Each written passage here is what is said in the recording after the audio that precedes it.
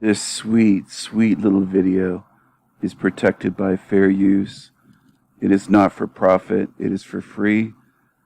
And it is for the purposes of criticism and commentary.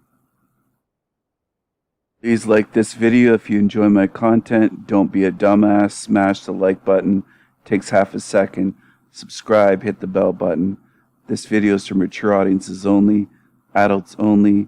Viewer discretion is advised, as always. Hey everyone.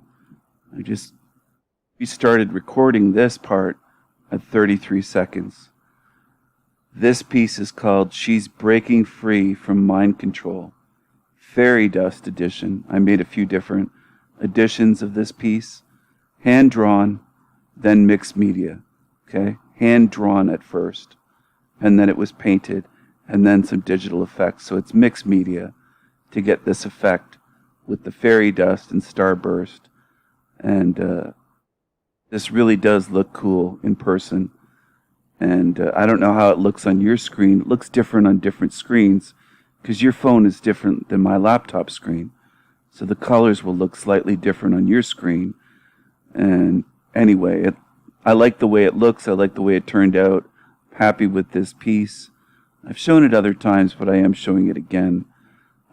There's women that come, certain feminists that come to my channel and attack me, and they're man-haters.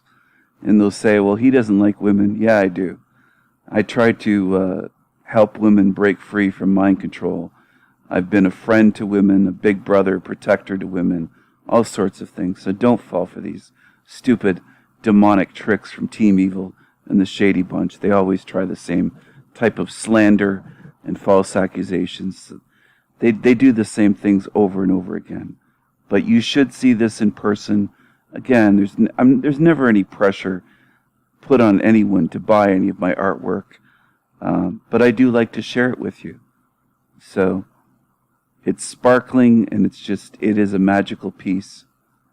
And it's like a fairy just went across this. Of course, one butterfly is covering her eye, showing the mind control, but that's going to leave. The butterfly is leaving her eye. Her other eye's opening up. It's closed, but there's the crescent moon there. So there's a lot of symbolism in this piece, and the average fool out there doesn't understand it. Some people just like the surface aesthetic beauty and say, well, hey, I like the way she looks, and they want it for that. But it is deeper than that. It's layers deep. And we're in a realm full of mind control, and it's not just, quote, MK Ultra or Monarch mind control on celebrities. It's much deeper than that. The masses are under a spell, okay? And I've been trying for a lifetime. I've been trying to help them break free, to help them see, to pry their eyes open with the jaws of life. And that's what it takes. You can't do it gently.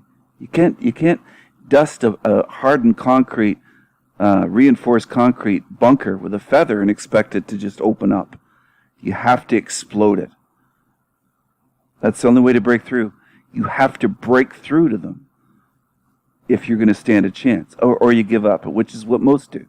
Most people try a few efforts or for a little while and they give up. That is most people. I don't give up very easily. I'm a madman. I'm very stubborn, and I don't give up when people threaten my life. I don't give up. I don't give up. I don't give up, okay? I've been in severe pain certain times and endured things and them saying to me, give up, and I don't give up, okay? So I am different in that respect. A different type of being, a different type of spirit. And they can't break me, no matter what they try. It doesn't work. Their threats don't work. Their torture doesn't work. Pain, fear, it doesn't work. It doesn't work on me. It doesn't work. They're going to try everything they can before I leave this realm. Everything that you can imagine.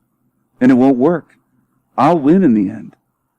And I love telling Team Evil that and laughing in their faces. Because it is unfair. They don't stand a chance ganging up against me. It's not fair. Okay? I'm on another level. And they're not.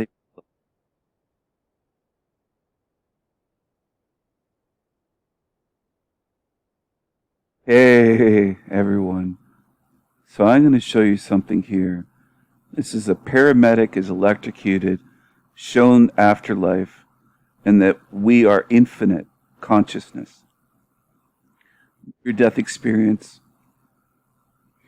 And it is from the other side, NDE channel.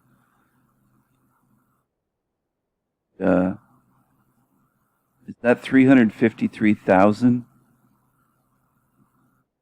Huge number. Huge number of subscribers and over 500,000 views. 548,000 views. Okay? Do you understand this? That they get huge numbers of views. Huge. That's the way it works. So I'm going to analyze this, which they don't do on their channel. 1,477 comments, but I wanted to show where this comes from. Okay?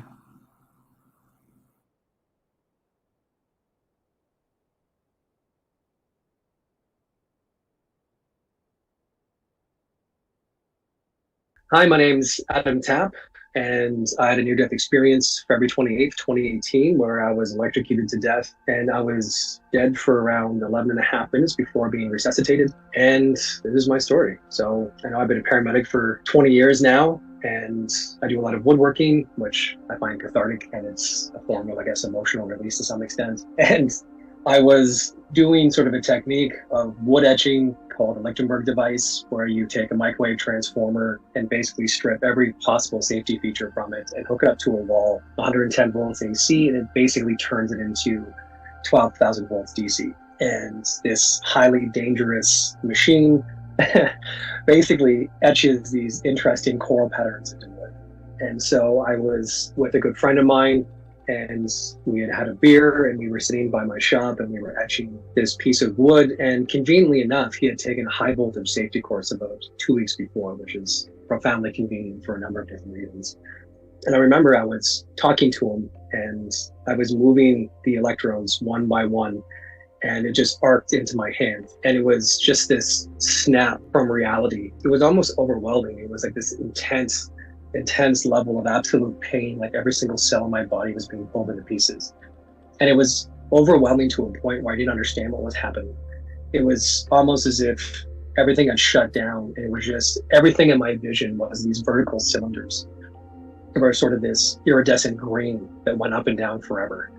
I remember trying to focus a thought amongst the energy, and I think it was like I'm being electrocuted. And then I think I thought I'm falling, and I felt like I was falling for ages. And then it was just like waking up from a nap someplace that I'd always been. It was this perfect inky blackness. It was almost like deep space, where it was like there's lights in the distance, like these twinkling stars to some extent, but it was just this perfect blackness. I was like I was seeing spherically from a single point outwards. Like I had just... Sorry, I have to break in, but at this point where he says inky blackness or whatever, but he also says it was almost like deep space. Well, it isn't deep space, okay? That is programming. How are you breathing? How are you breathing? People say, well, we're here on Earth, we're breathing in the oxygen. It goes into our lungs. It's physically, it's part of our biological respiratory system. Well, how are you how are you breathing out there? Out in, quote, space. This guy, once he's out of his body, well, you don't have lungs. You don't have a mouth. You don't have lips. You're out of your body. All right? You got to understand this. This is important. Why is it important? I'm going to explain that for the people that don't understand, and maybe even for the people that don't want to understand. There's people that sometimes are brand new. They're very annoying. When you talk a lot, you don't listen to the videos and pay attention and understand. You just come to spew the pre-programmed shit that you had before you arrived on my channel. If you watch and listen, you might learn something. Okay?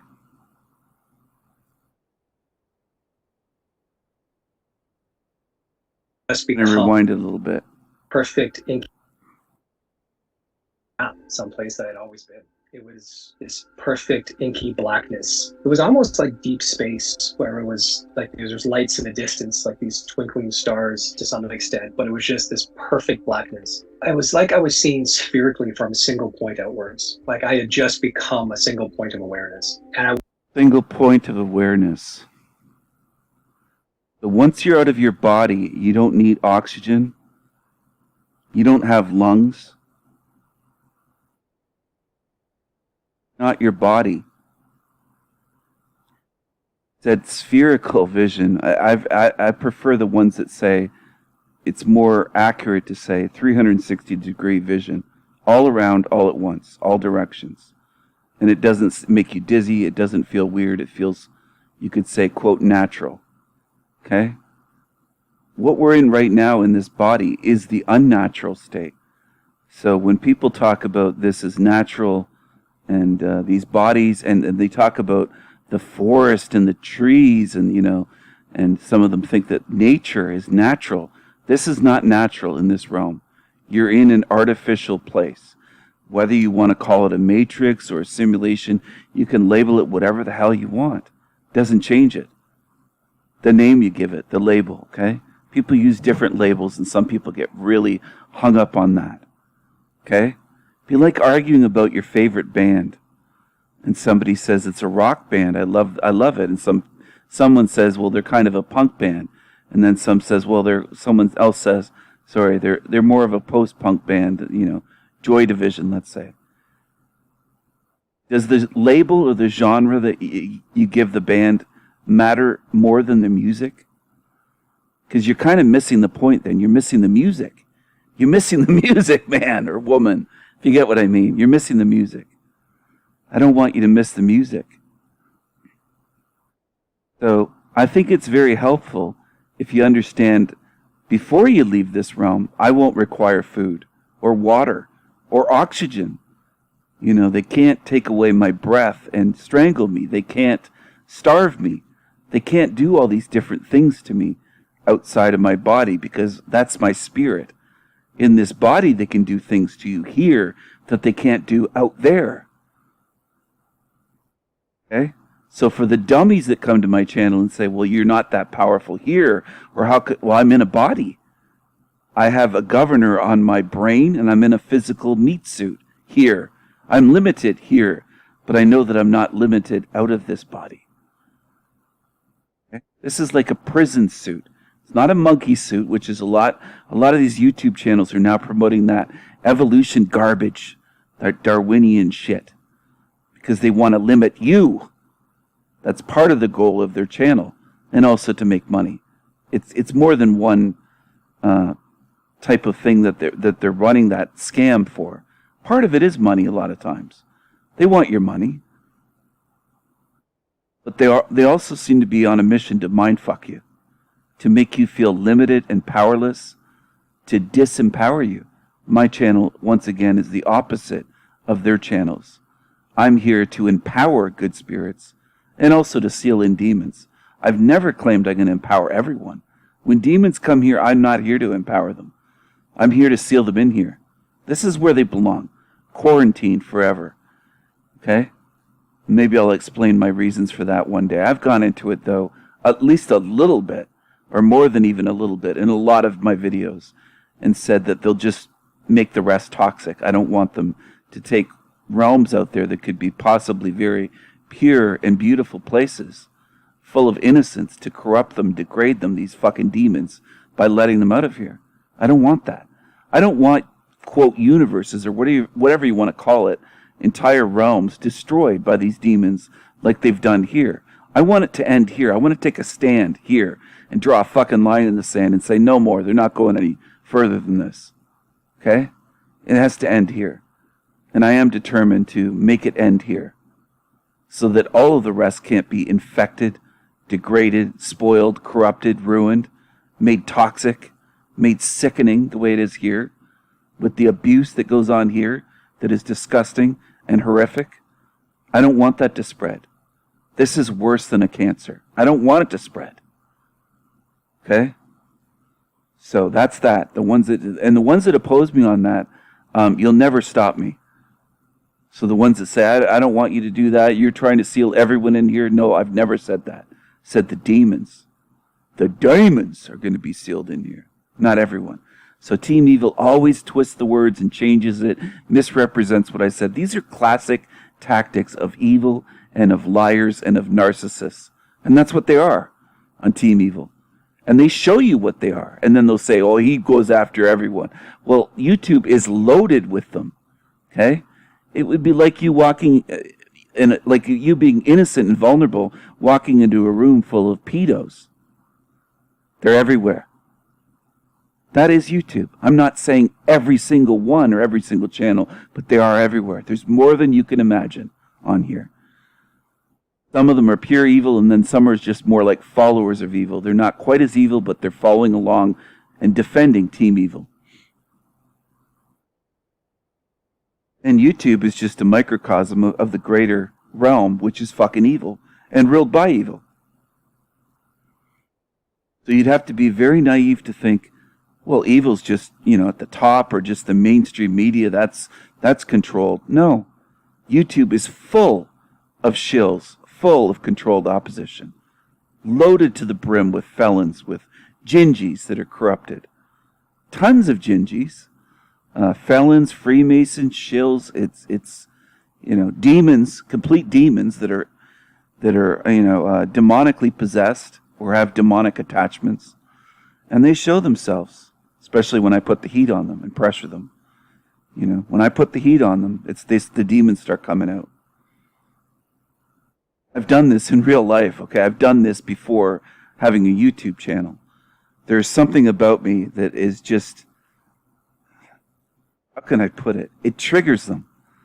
Okay, it triggers the demons to come out. I've known this for a long time, that I can make the demons come out. And also, I've known about myself, like that X-Files video. I did a brief analysis in a video a while ago on an X-Files episode. I'm trying to remember I think it was allowed on one of my YouTube channels. But it was about the Pusher episode, where this guy could use his voice and his, call it mental focus, or chi, or vril. It's a form of magic, but it has to do with focus and your voice being hypnotic, and not just it's beyond just being hypnotic, though. It's how do I describe it? It's magical, but it's not just magical, and it's not just hypnotic. It has to do with the sound of the voice and control of your voice, but it also has to do with a number of factors like confidence. And I don't just mean, be confident. I mean a pure form of confidence. Like, I'm almost laughing as I say it, but it's true. It's just knowing. It's a knowing type of confidence where you can push them to do certain things. It's a knowing. Okay, so it's actually different. It's above and beyond mere confidence. It's a knowing. It's a knowing in your powers, your abilities, your intelligence, your intent. Okay, like nobody at this point in my life could convince me that I'm stupid. They tried to when I was younger. They would try to attack me for being different, for even my crayon drawings in kindergarten. I'm not joking. The first report card I had, everything was critical from this feminist teacher, everything, including my crayon drawings, saying Stephen has a tendency to draw one drawing on top of another on the same sheet of paper in layers instead of using a new sheet. Okay? And I might draw a house, and the next layer might be a different color of an animal or something, and then something else on top, people's faces or trees or whatever. Like I would sometimes stack images. But one drawing that I brought home, I think it was my first day of school, was a drawing of my house, and that's all it was the house in crayon, or the way that I pictured it in my mind's eye and imagined the house, without having a picture in front of me. But anyway, all I'm saying is they tried to convince me early on. They tried to break me down early on, and they failed. And I saw them succeed, unfortunately, this is sad, with other children. they did succeed, where by the time they were going into high school, they basically had no personality left. They were obedient drones. They had no imagination left, no creativity, nothing in terms of gifts that they were born with or you should view as sacred and hold on to and not allow anyone to take away and destroy on you. They couldn't do that with me. Okay, and I at a certain point I realized they can keep trying, they'll never succeed. It was that realization. But I have a knowing with certain things, and I can push Team Evil to do what I want them to do. And I can push the demons out of them. And I realize that might sound bizarre or crazy or insane.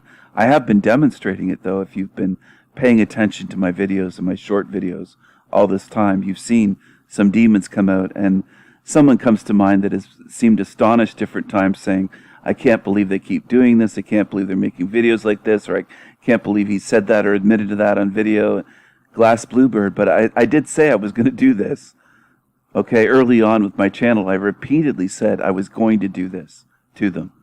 And then there were certain people that gave me extra even motivation because they told me how Team Evil had harmed them or attacked them or slandered them or, had done them harm, had tried to destroy their reputation, had lied about them, smear campaigns. That is just like extra ammunition to me where these bastards deserve it. You see what I'm saying? Because there is something in me that wants to be protective of others here that are good spirits, wants to be a big brother to you. Not, I won't name any names, okay, but it's a few people that I've been that way towards, and I really feel that way towards.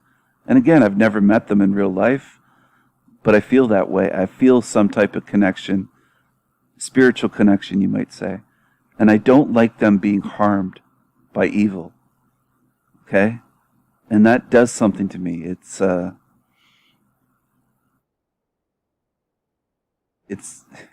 how can I explain it? It's a deep instinct to not only protect, but to pay these fuckers back. You see what I'm saying? To give them a taste of their own medicine. And let's see how they like it. Let's see how they like it. Let's see if they break down. Because they felt good laughing and, when they're bullying someone. And I don't like bullies. One time at a family reunion, some of my male cousins, one was a Gingy actually, but he wasn't the instigator. An older one was, not him. But a couple of brothers were bullying this girl. We were all relatives there, but I have American and Canadian relatives. Okay, my family's on either side of the border, and we all got together. We'd get together. I think it was once every couple of years, but they would switch it back and forth between countries where we would have these family reunions. And I have family that are farmers in the United States and in Canada. Anyways, it was at their farm where this happened. It was their farm, their parents' farm, that year. And they were spraying this girl with a garden hose with his finger over it, but right in the face up close. And it was pretty high pressure. And like she couldn't get away, and he just keep chasing her, like had like a long garden hose. And I could tell that she wasn't giggling. She was covering her face and just starting to really get hurt by it and just, bullied and just starting to cry. And I'm trying to remember what her age would have been. I don't know. She might have been 13, 14, something like that. And I think I was maybe around a year older, a year or two, but maybe a year. I might have been 14 or 15, somewhere around then, if memory serves me. And I just grabbed the hose. I ran over when I saw that happening. I didn't think about it, and I wasn't against my cousins. I had, gotten along good with them many times for years before then, but I just broke it up and grabbed the hose out of his hand, and I didn't even spray him with it. I just said, leave her alone. I said his name, and I'm not going to divulge his name, but I said his name and said, leave her alone. And then he said, what are you going to do, or what are you talking about? What's your problem? And I said, well, you're bullying her. You're making her cry. And I don't think I sprayed him in the face or anything. I really don't. And he just reacted and punched me. twice really quickly, but light punches. Like he didn't seem to. It didn't hurt me. Right in the face though, and one landed like right near my jaw, and one I think might have been on my nose or my cheek or something, but directly in the face. 2 punches right in the face. And I just reacted without thinking. My instinct, it just kicks in. And I threw a right hand right in his jaw, and I knocked him out completely. And this was outside, of course, and he was knocked out on the grass. Right down on his back and out cold. Out cold. And some of the family ran over, and their friend, and a bunch of women came over and were trying to wake him up. And he woke up crying, yelling, and his gingy cousin ran up behind me right after I punched him and put his knee on my back from behind. And I turned around and saw him, and he ran away like a coward. And that showed me everything from that moment about him. And I knew that he would never do anything face to face because he ran away from me. You know, he took a cheap shot and ran away. So I knew he would never, ever bother me again. Either of them, brothers. And they never did. But then he got up once he was conscious again. And he sat up and he was crying like a crybaby, and said, "You can't take it." I said, "Pat, you're the one screaming and crying." Sorry, I didn't mean to say his name there. I screwed up. I don't know. Anyways, it doesn't matter. But anyway, there you go. So that's what happened. And I don't like bullies. I've never liked bullies. I've never liked a crowd ganging up on one person. I'm more of a go in and help the underdog, go in and help the one that's being bullied or victimized. And Team Evil will try to twist it and say, I'm the bully, I'm the bully. Well, they're ganging up on me and they're losing. I've said many times they don't stand a chance. Not a chance, because I know I'm stronger. I know I'm stronger. And I know they can't outwit me or outsmart me. So bring it on. Okay? Bring it on. But I guess the main point is, in a roundabout way, I kind of went on a tangent there. Once you're out of this realm, in this void, you're not home free. But there's a lot they can't do to you that they can do to you here, obviously, in your body, in this physical realm, where you're limited, and they can cut you off, they can make you homeless, they can make you hungry, they can do all these things. They can stop you from using a bathroom, they can stop you from getting water, you know, stuff like that, right? They can starve you, they can torment you, physical harm and all this stuff in your body. They can't once you're out there in the void. But is the void home free, like Lolita says, and like Darius says, the other side. No, it isn't. No, it isn't. This is still part of the Matrix, and this is what I wanted to get to. This is still part of the Matrix. It's like between levels, you could say. It's between this level and the astral realm level. It's right between. It's like a transition area, okay? A void. There's a level, a void, then a level. Do you understand? Like going up an elevator in a big hotel, it's between floors. That's what it's like. Does it feel very good here? Absolutely. Very peaceful. And you're weightless, you don't have a body anymore. Your consciousness.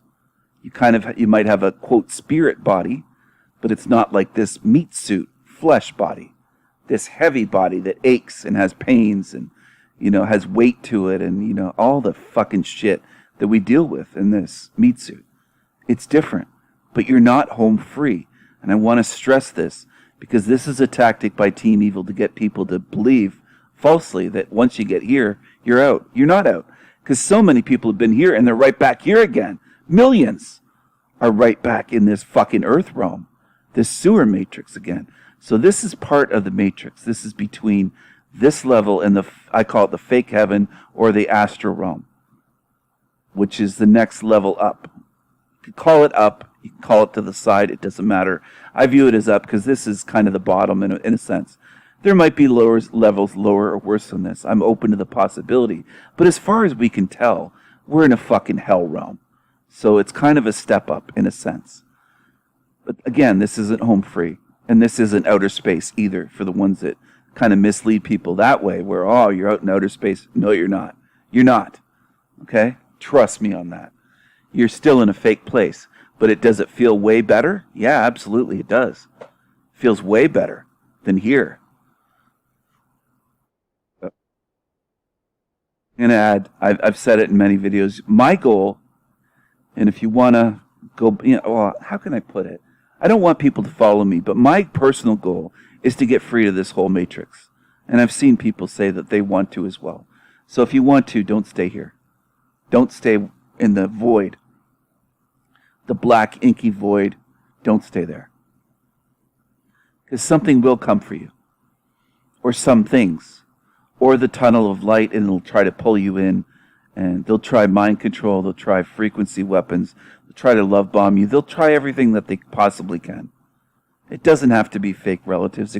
Who knows? They might try things that I'm not even aware of, that I've never come across in any near-death experience, because we've been studying this stuff, so obviously they're going to alter their tactics. All I'm saying is don't stay here. It's not safe. It's not out of the matrix.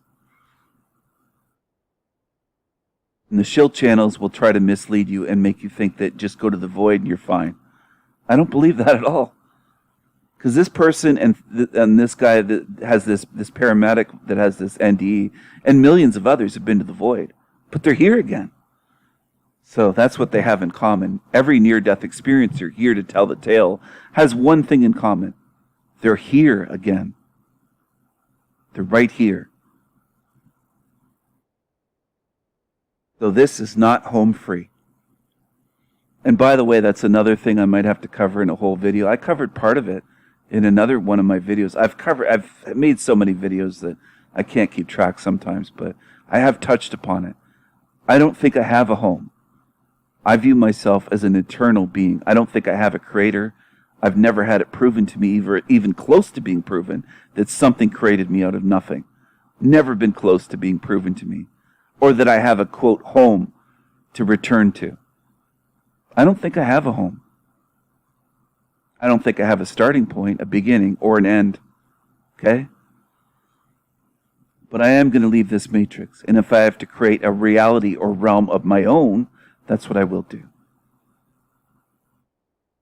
It will be beautiful and glorious and gorgeous and remarkable and full of glory and love and beauty and adventures and excitement without the torture and the constant fucking evil and lies and suffering and sickness and disease of this place. Okay? Just seeing children suffering in this place makes me fucking angry and sick. I'm not going to lie. It has my entire life. It has. And I've told the story of the little boy that lived 2 doors down from me and his older sister. How their older brother passed away before I was I was still too young to even know them. Genetic disease for every male born, or the high probability, like upper 90-something% chance that they would get that. Every boy that they would have, because they both had the genetics. Both parents. Something very rare. And it was just awful. That they don't live beyond childhood. Okay? So those poor parents and the girl suffered. She lost her 2 brothers in her life, in her childhood. They lost their lives. Their parents lost 2 sons. It's just heartbreaking, man. Right? Pay attention. There's a lot of that around. Maybe not that particular rare disease, but one of my sisters, their next door neighbor, had a baby, and it had major problems, and they always had to keep going to the hospital. And I'm trying to remember what they had. I think it might have been brain cancer or something. It was something very serious with the brain. Very, very serious. As a newborn, what God creates that? And this is just where I grew up as a kid, and then later on where my sister lived, right beside her house, the next door neighbor. So children going through that right there. And across the street where I lived, right across the street, kids moved in, or people moved in, and they built a house there on a lot that had been empty when I was younger, really young. And then they built houses there. And one of their kids, their son, he was born with a hole in his heart. And he lived, thankfully. They caught it early. And the reason I say thankfully is because, the grief the parents would feel. Can you imagine losing your child? And then also I mentioned a friend of the family, of my parents, their kid passed away, like he got hit by a car when he was like, I think maybe 12 or 13, so he's still a kid. So I mean, there's all this stuff, horrible things that I grew up with happening to children. So it wasn't happening to me, but I've observed all this stuff in this fucking place. And I still remember it. And I still get angry today when I see the fact that this place has so many suffering children with disabilities, with blindness, in wheelchairs, and you name it, this fucking place. What kind of a monster would create this place? That's something that makes my blood boil. Just for that. Forget about my life or what I've gone through. Just for that, I want a KI double hockey sticks, that fucking evil, monstrous beast that probably puts on a fake illusion of beauty or something, and it's probably the most hideous, disgusting looking fucking thing that you could ever even come close to imagining. Probably beyond what you can imagine is hideous. And that's what it probably looks like. Okay? And that's what these religious people are praying to, is a quote God. And forget the whole Gnostic, it's the demiurge, Stephen. Didn't you hear the demiurge? And so, yeah, I heard that a while ago. I didn't wake up yesterday. I was reading about that decades ago while you were still asleep and you weren't really awake to anything. The people that are just telling me about that now, and they think that being a quote truther for 2 or 3 years is a long time. Yeah, I heard about that. Trust me. Please don't assume on my channel, if you're new here, that, I think Stephen just woke up yesterday. He couldn't possibly have heard about Gnosticism and the demiurge. I'm well past that. For the ones that come here, or the ones in Team Evil that call me a Gnostic, false. Completely false. I'm not a Gnostic. Gnostics believe there's some good, quote, God out there, good source that abandoned us for some reason. Well, what would abandonment mean? What would creating children and neglecting them mean? It would make it evil. So it can't be good. So right off the bat is an enormous, a massive disagreement I have with Gnosticism and Gnostics, of old and modern. I don't care if that's the way Team Evil spins things too. Well, there's the old Gnostics and I think Stephen's a modern Gnostic. No, I'm not. I don't call myself that. They always do that. They try to misrepresent me on purpose. It's a tactic by evil on YouTube. YouTube content creators. Brett Bender did it. Drew did that from Chalk Body Outline. They all try that shit. They always do. And you better start noticing that. Not just with them misrepresenting me, but I want you to really notice their tactics so that they'll never work on you. So that you're basically bulletproof, or you're armored up and you're like, fuck, this shit doesn't fool me. This is easy to see through. That's what I'm hoping. That's why I do this. I'm hoping to teach people to the point where when I pass on, I won't have to worry about anybody that I got to know here, because I'll be secure in the knowledge that they're gonna get out of here just fine. They'll do great. They'll see through the demons, they'll see through the deceivers, they see through them here, and they'll be able to see through the fuckers outside of here. That's what I want. That will give me peace of mind.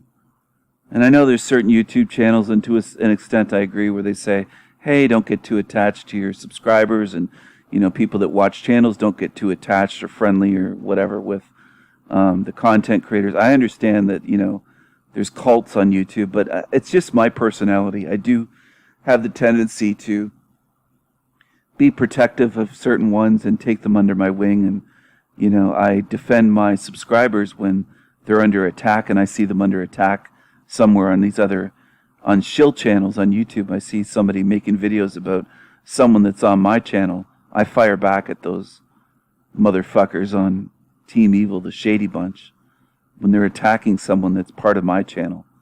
Because you're not just someone that views my channel. If you're someone that has been part of this, and you're someone that participates in the comments and the live chat, and you spread, you spread love, mad love to others, and you're friendly and you're caring, then you are more than just someone that's just watching my videos. That's the way that I feel about it. So yeah, if I see somebody from my channel that's under attack somewhere, I go after them. That's the way I do it. And that's the way it is. I will go after them and I will defend you. And if I have to make a video exposing the evil channel that's doing that, I'll do that. If I have to spend 10, 20, 30 minutes or whatever the case may be covering them and exposing them so that others can see, hey, this is a piece of shit that just attacked somebody good on my channel that doesn't deserve this, then I will do that. And I have done that in the past. I'll do that again. I'll continue to do that is what I meant to say. But anyways, I'm going to go carry on with this video. This is not home free. It does feel much better than here. I view it as between realms, between levels. As I said, kind of like an elevator between floors, in a sense.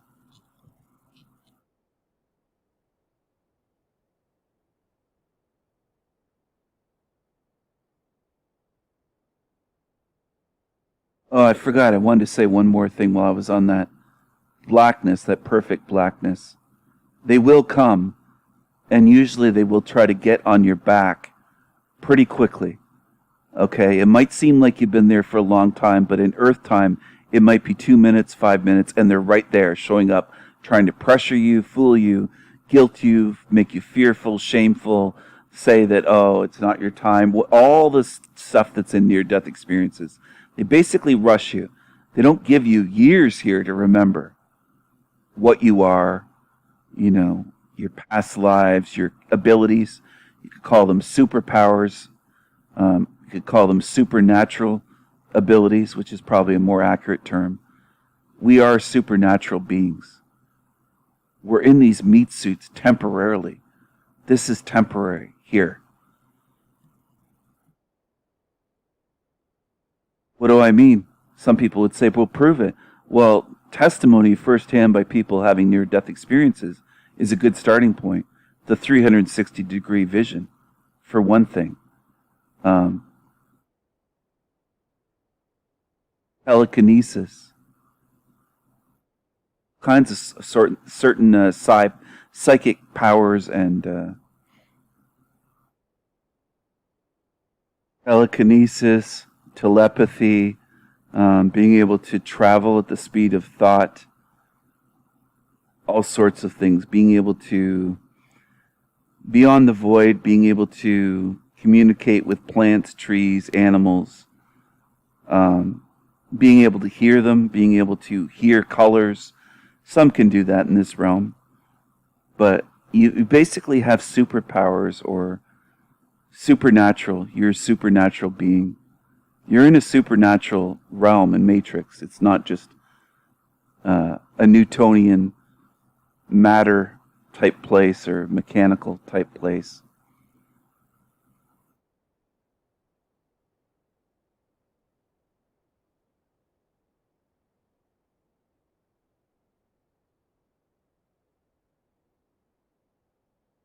Twinkling stars to some extent, but it was just this perfect blackness. It was like I was seeing spherically from a single point outwards. Like I had just become a single point of awareness. And I wasn't Adam, I wasn't dead, I wasn't anything. I was just perfect, like absolute contentment. And I was just in this space for time. Like there was no sense of consistency with anything. It was just simply existing as awareness. And then I felt sort of this frequency start washing over me, and it was like it was like this fractal patterns, and it was like gasoline on water, this rainbow effect. It was iridescent to some extent, and it was just this juxtaposition of thoughts and feelings and emotions, and I felt myself sort of being pulled into pieces and deposited into everything. It was like basically becoming fabric of the universe, and it was absolutely perfect. Like there was. Okay, so for me that would be a nightmare. And some would, I already know, some would say, well, Stephen, would probably feel very good to be, fragmented and fractured and become part of the I don't care how it feels. I don't go by what just feels good.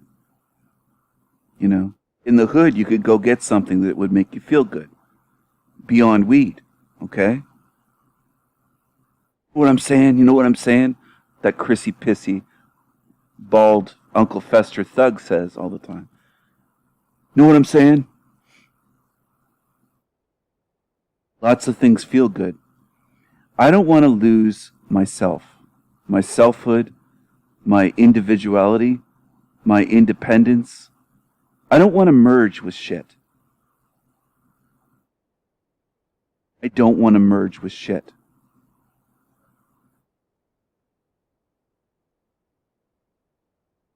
Imagine what I mean by shit. Some can, maybe. Some others can't. You know? Look at the shit in this realm. Look at the shit. Look at the sex offenders, the abusers, the murderers. The absolute worst pieces of shit that torture, that do the most hideous, disgusting things here. You want to become one with that? Because a lot of their belief is like that. People that have almost no real sense of selfhood or understanding of what this place is that they're here, they don't mind at all becoming one with all this. This guy and many others. From this guy to New Agers to you name it. Just say, oh, it's wonderful to just become one with all of it. I see that more as a prison and more as a huge, huge loss and nightmare. A nightmare.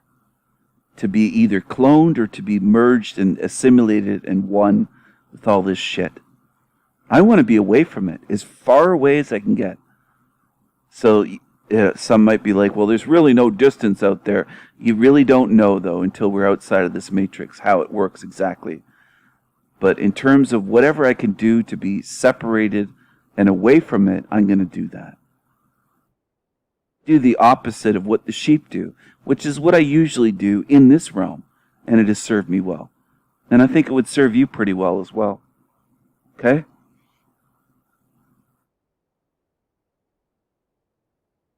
That's one of the most irritating things that I have to deal with on my channel. People coming here and telling me we're all one and that type of shit. They're basically coming out of the New Age. They come right to my channel and they try to preach the shit that is programming that they don't even know where it comes from. They don't know that Luciferians run the New Age. They own it. They own it and control you like you're a slave to them. A mental slave, and they don't have any clue. And instead of using the opportunity on my channel to listen to the videos and learn something and see a different perspective, they come and preach the same shit that they just assume, well, Stephen must never have heard this before. I heard all that stuff and looked into that garbage and nonsense decades ago. It's not new to me. You're basically coming to my channel and I'm trying to hand out gems for free, and you're coming and trying to dump a fucking dump truck full of manure. It's just shit. Same thing with Christians. They come to my channel and preach Jesus. Why don't you watch my videos on Jesus? You're on my channel. Why don't you actually look at the stuff I've worked on and put out there for you to look into? You know? I might as well be handing out keys to people. Here's a key. Here's another key. Here's one to unlock this door. Here's one to unlock this door. If you get enough of these keys, you can unlock the doors to get out of this matrix. And they slap the keys out of my hand onto the ground and say, fuck you, I'm going to just use your channel to preach the same old shit I've been following for decades. That's what I'm going to do on your channel, Stephen.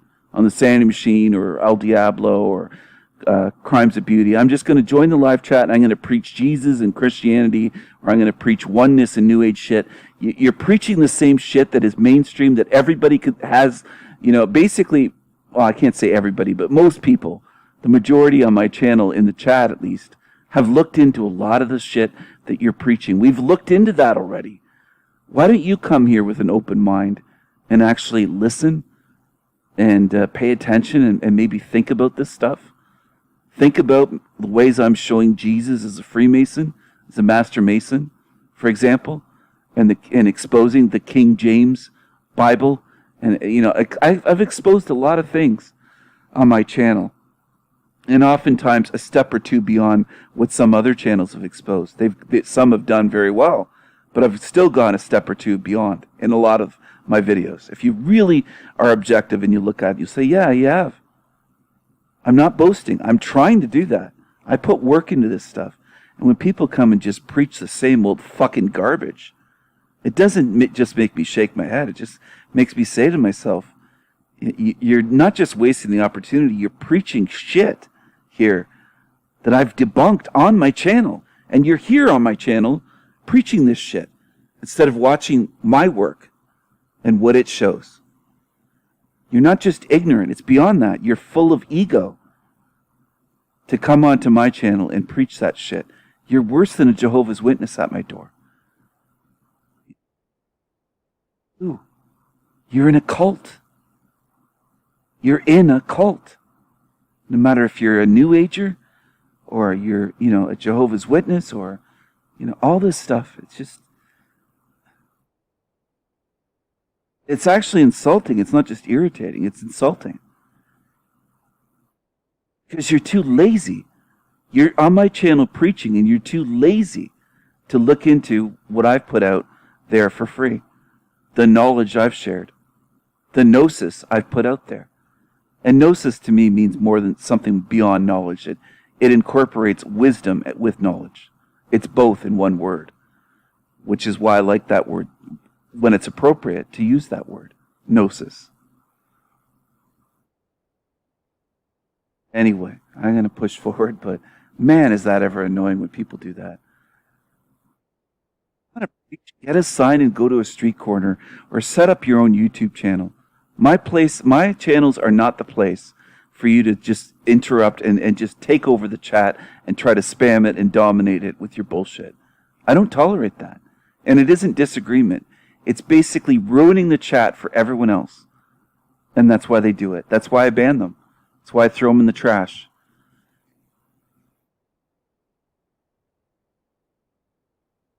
They're abusive, they're aggressive, they're full of ego, they're preachy, they're everything irritating that you can even imagine.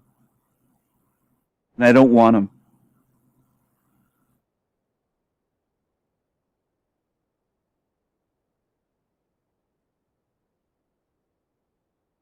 There was no fear and there was nothing. This was just the natural progression of what every single one of us is going to do, just back to the source, back to this infinite consciousness or infinite complexity.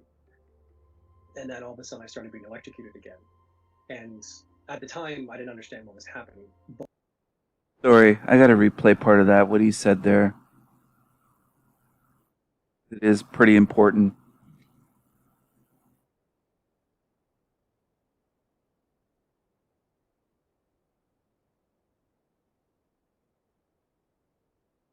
It was like basically becoming fabric of the universe.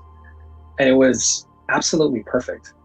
Like there was no fear and there was nothing. This was just the natural progression of what every single one of us is going to do, just back to the source, back to this infinite consciousness or infinite complexity. So he's saying back to the source, back to infinite consciousness, or back to, infinite complexity. I don't know what kind of spirit he has. I don't know. He could be a completely different species. Or, for lack of a better term, I call it species. It could be something even beyond that. But for me, I am spiritually infinite consciousness and infinite complexity. I don't have to go back to any fucking source and assimilate into that. So he also said the fabric of the universe and all this stuff, right?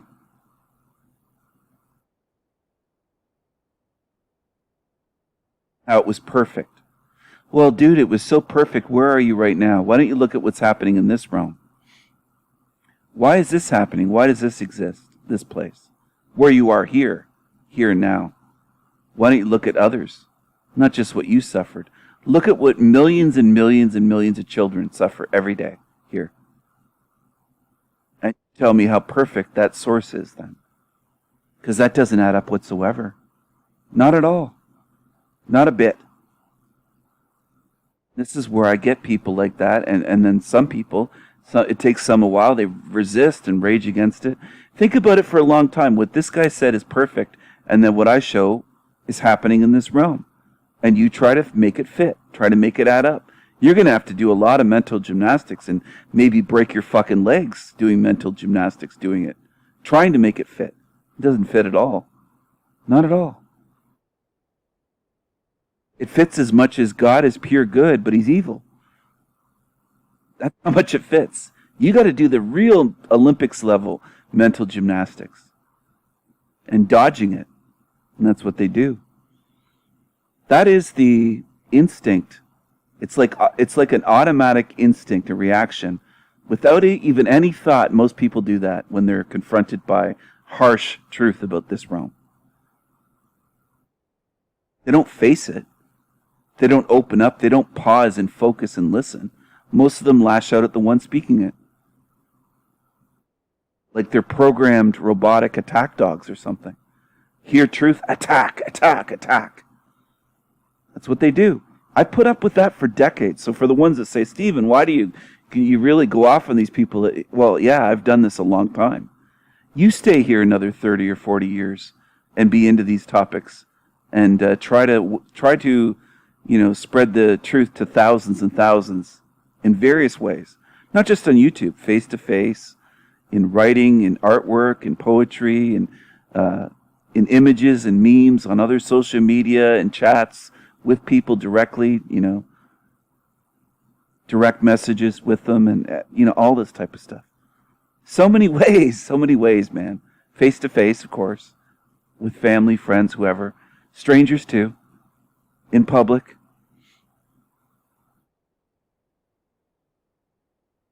And then be attacked and have smear campaign. And I'm not crying victim. I'm just explaining. After a while, you might get to the point where you lose a little bit of patience and you're ready for the attacks to come. And it's like you got your right hand. If you're right-handed, you have your right hand loaded. All right? You're ready to fire away. And that's where I'm at. Might not have been at that the way I am now in 1990 or 1999 or 2000 or 2005 or 2010 or 2012. It's taken a long while to get to this point. A lot of attacks. Think about it. Decades worth. And I'm still going. And still trying to share truth. Okay? And still being attacked. And false accusations made towards me. And smear campaigns. And everything that you can imagine. They'll try everything they can. Death threats. Witch hunts. Trying to hunt me down. Saying they're going to hunt me down. Call the police. Everything else.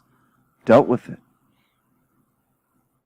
And why do you think that is? Like, I laugh because it would be so obvious to me even 10 years ago if somebody on YouTube was under attack the way my channels are. It'd be so obvious. Nobody would have to tell me. Nobody would have to take me aside and go, Psst, Stephen, I think it's because you're one of the ones sharing the deepest real truth that they're really attacking you. Nobody would have to take me aside and whisper in my ear and explain it to me. That this channel's, getting all these attacks and smear campaigns. It would be, pretty obvious. So, I don't know. It's frustrating that I'd ever even have to do that. It's just so obvious. It's to me. So, and it's not an ego thing. I do think I am on another level. I think that even by the time I leave this realm, I won't be understood really even close to fully by any being, or even, 80 or 90% by any being in this realm, as much as I've tried to make myself understandable and help people to comprehend who I am, what I'm trying to do, what I'm sharing. I don't think I will be successful in that. I think I will leave this realm with the vast majority of people that have ever heard my voice not really understanding what the fuck I was doing. That's the way I often feel now. Because I shouldn't have to tell you, my channel's under so many attacks, not just from YouTube, but smear campaigns, false accusations, these shills, these haters, trolls, demons. Like, it should be fucking bloody obvious to you by now. Where do you see that happening beyond my channel? Because I could name 50 of them that have attacked just on YouTube. Like, you think about it. Just think about it. And then they'll try to spin it to you, and some of you are gullible. You'll fall for it when they say, he's crying victim, he's complaining. No, I'm not crying victim. I'm stating the truth here. They've attacked me, lied, smear campaign, made files, made videos galore. They've tried every dirty trick in the book to convince you not to listen to me. Why do you think that is? I don't care if you're new here, if you've been here for 7, 8, 10 months. Why do you think that is? Why do you think that is? Do you need them to tell you directly? Do you need them to whisper in your ear and go, psst, you know why we're attacking him? Because he's the real threat to us. Like, do they really have to tell you that? Can you not, connect the dots or put the pieces together on that one? It's pretty obvious. It's one of the most obvious things in the YouTube quote truther community that's happened for years, is the all-out ganging up and joining forces. They're united against me.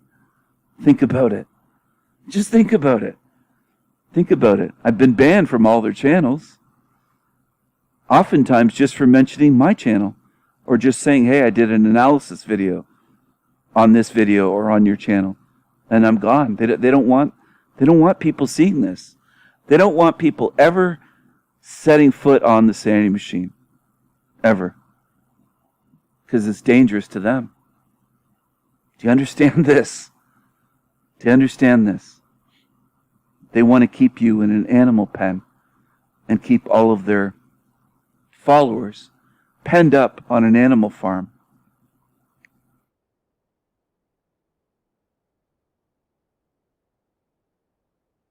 Lita wants you to believe that the void is home free. And you're vulnerable in the void. Look at where he is. Where is he now? Where's this guy? Was he in the void? Yeah. Where is he now? Where is he now? So did he get out of the Matrix? No. He's back here again. He's back here again. Not alone. So you better be careful who you follow. They will mislead you and tell you that the void is out of the Matrix. And that is false. The void is not out of the Matrix. I repeat, the void is not out of the Matrix. I don't know how much more clearly I can state that. That's as clear as it gets. I could say crystal clear. That's CC, and people go, CC 33, crystal clear. People are so paranoid about that stuff. And that's also why I put that in there, to filter out the paranoid. I don't want them near me. I don't want them near me. I'll probably end this video in 33 again, and I do all that kind of stuff. I try to filter them out. I really do. I could share the most truth. I might even end up sharing the most truth that you've ever seen of anyone in this realm before I pass on. And those morons would still be saying, well, look how many videos he made that ended in 33 that I did intentionally and mentioned all the time. If you watch my videos and you actually pay attention and don't just look at the numbers and not watch them. Watch the damn videos. See for yourself. I've even said I'm going to end it on a powerful number. I'm going to end it on a special number, a magical number. I've phrased it in different ways, but, I put that on purpose. I want to filter out the dummies. I don't want them around me in this realm, and I sure as fuck don't want them around me for eternity.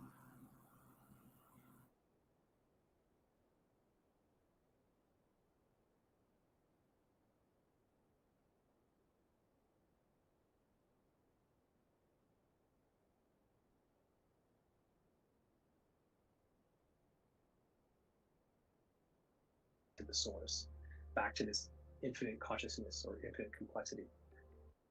I think now I'll get more into the video now that it's over an hour, and the ones that say get to it, get to your point, you're just rambling, you're talking about how you feel or thoughts or personal things or this or that. And now I'll go back into this. So I lost a lot of the audience already over an hour into the video. A lot probably only watched the first 20 minutes. It's the way it is. That's just the way it is. And you're harming yourself. You're cheating yourself when you do that. So go ahead. It doesn't hurt me. In the end, it hurts you. It's your loss. Let's say this part again.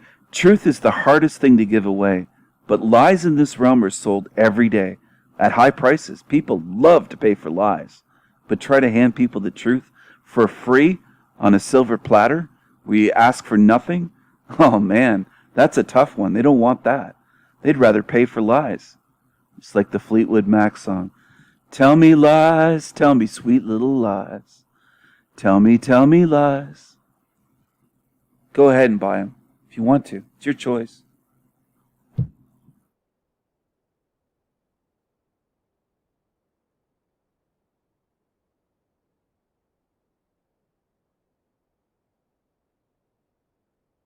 one of us is going to do, just back to the source, back to this infinite consciousness or infinite complexity. And then all of a sudden I started being electrocuted again. And at the time, I didn't understand what was happening. But in hindsight, it was me being defibrillated. I was defibrillated twice. I was in a ventricle fibrillation arrhythmia, which is basically the heart spasming. And so I was defibrillated.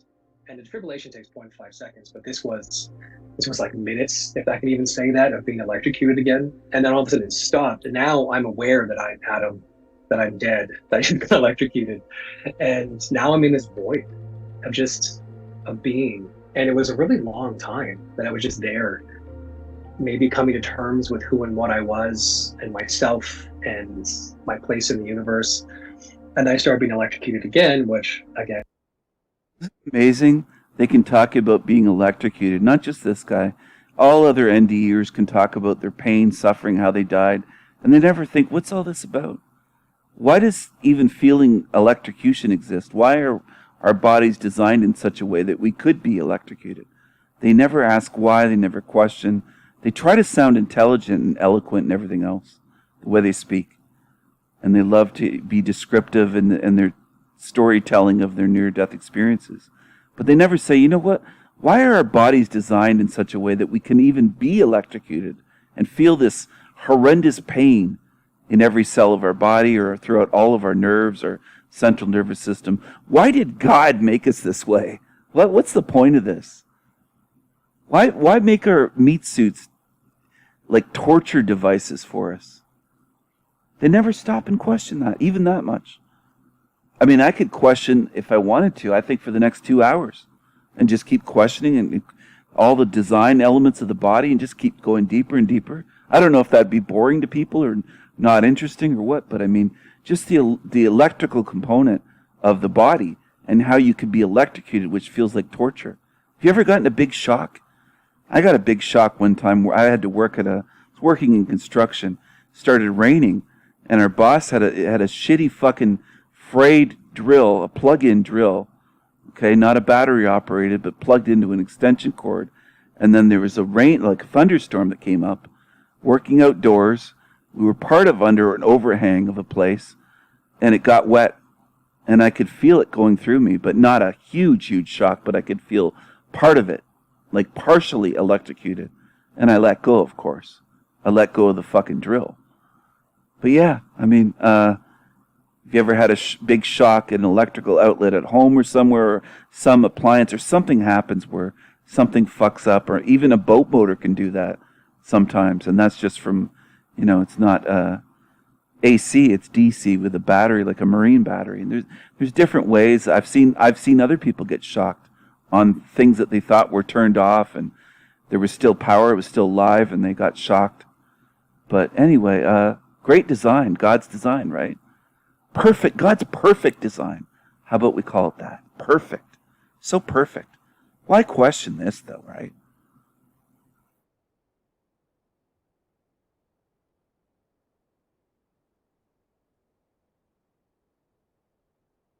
It's something that a lot of them have in common. They don't question the design of the body. They don't question this realm. They just try to reflect on their experience. They can't think bigger. Why do I emphasize that? Because that's very, very important and crucial. If that's something I can get through to you, think beyond yourself. Think of the human body design. Think of this whole thing, if you can. Okay? You got to get beyond just like thinking, who am I? Okay, that's fine. That's a philosophical question. It's pretty natural for people to wonder that. But keep going. Don't stop short. If you want to get out of here, I think that's part of it. You got to think bigger. Okay? Think bigger.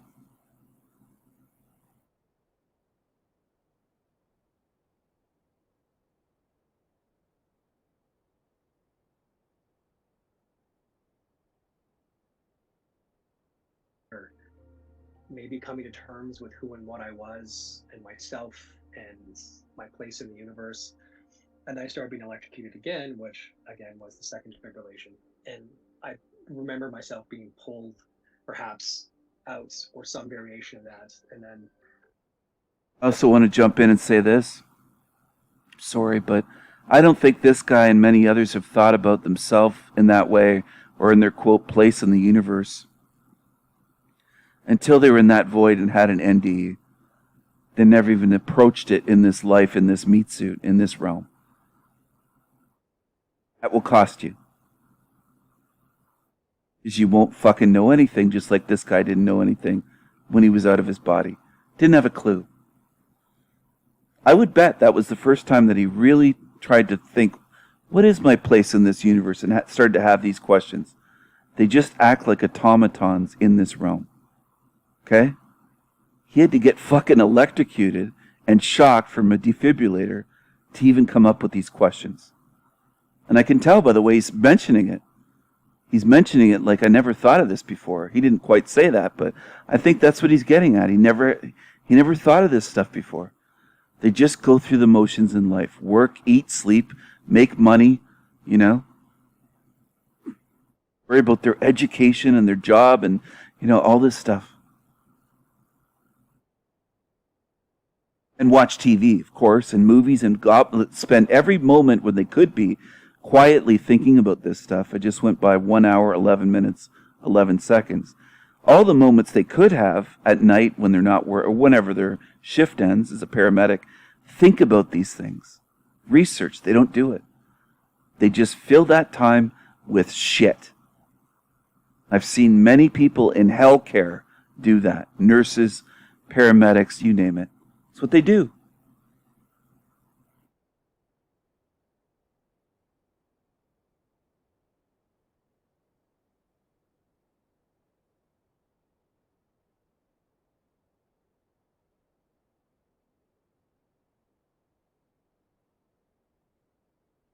And I started being electrocuted again, which again was the second defibrillation.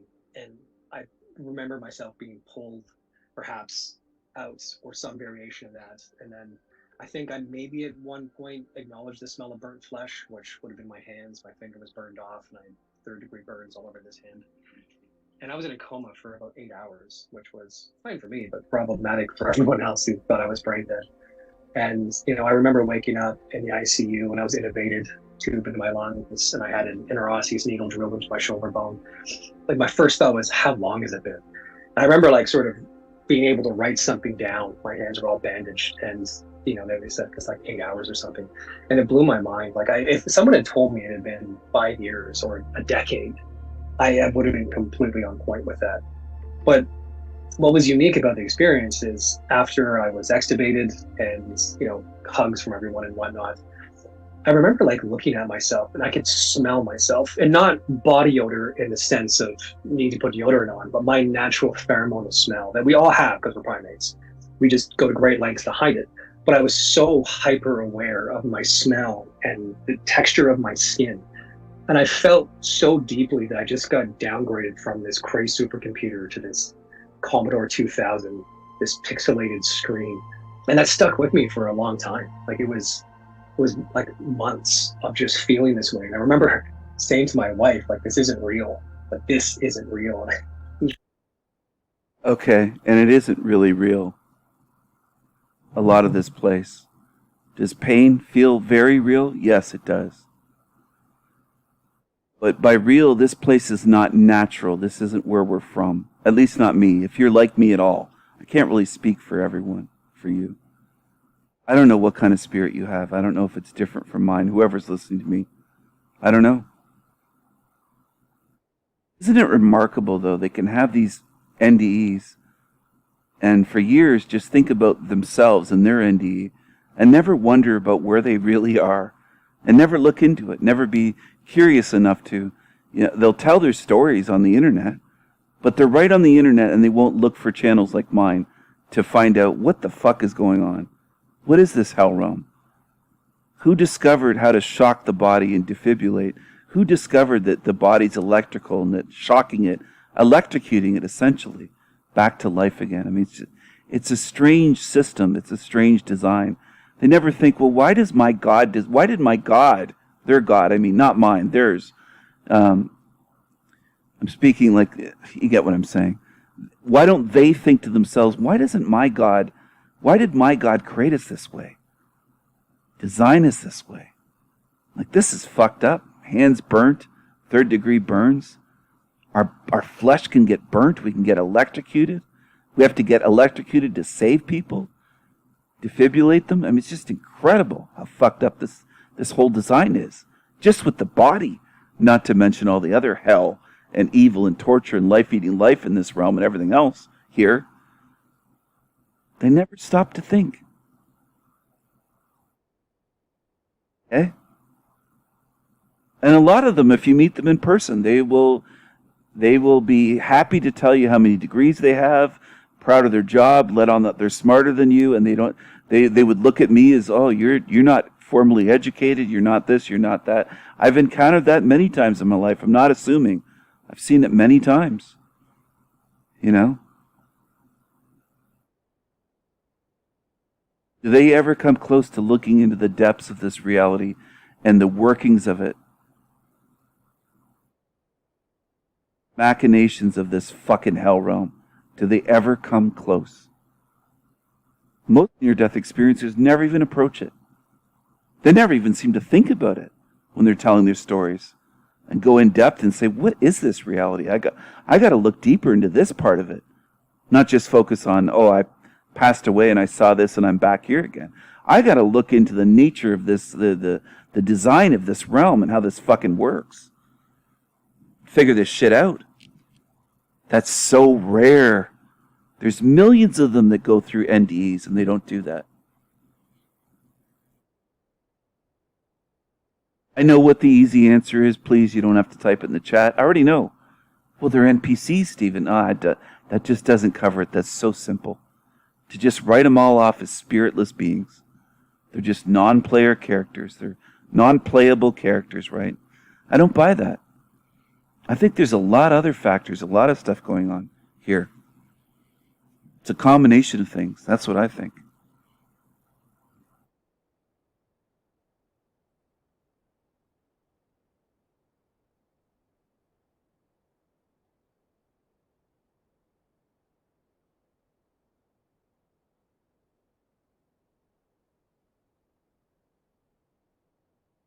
A little alarmed by that.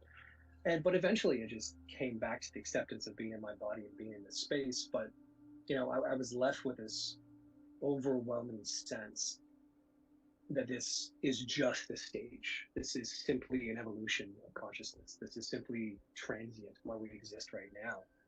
And, there wasn't any anthropomorphic figures or people in robes. It was just... Okay, I want to say this. How is consciousness evolving here? This is not a place of evolution, devolution. This is not a place of learning. It's a place of degradation. This place we're in right now is a hell realm, whether people want to admit it or not. I'm not speaking about, oh, you had a bad day or your life's been bad. I'm talking about bigger than you. The realm itself is a hell realm. That's what it is. Place of lies, evil, pain, suffering, mind wipes, reincarnation, recycling. None of this is about evolution. So again, they go back to using these terms that don't fit. Don't fit. And I'm not going to apologize for being more passionate than other channels will say on YouTube that just take everything for granted. They do the most piss poor analysis of near-death experiences. They have a horrible voice, and they push that we chose this and we consented to all this. You know who I mean, right? Are you going to talk about me again? My big nose, my big nose, my tiny hat. You all chose this. You agreed to this. You consented. You consented to this life. Fuck him. Where's his evidence that he knows what I did before I was here, before I got mind wiped and can't remember exactly what I did? How the fuck would he know? That's one of the biggest claims that anyone can make. Telling you, whoever's listening to this, your name could be Jane or Joe, whoever. Annie, Seth. Forever Con Man claims to know what you did before you were born here, that you chose this before your mind wipe. You can't remember what you did in detail, but he claims he knows. He said it on video. So think about that. That's one of the biggest, most enormous claims without evidence that anyone in this realm could ever make about anyone else. I can't really think of any bigger than that. He's making a huge claim about you. He claims to know what you fucking did and you can't remember doing before this life. How the fuck would he know? Where's his evidence? If you're going to make enormous claims like that, I want to see massive amounts of evidence.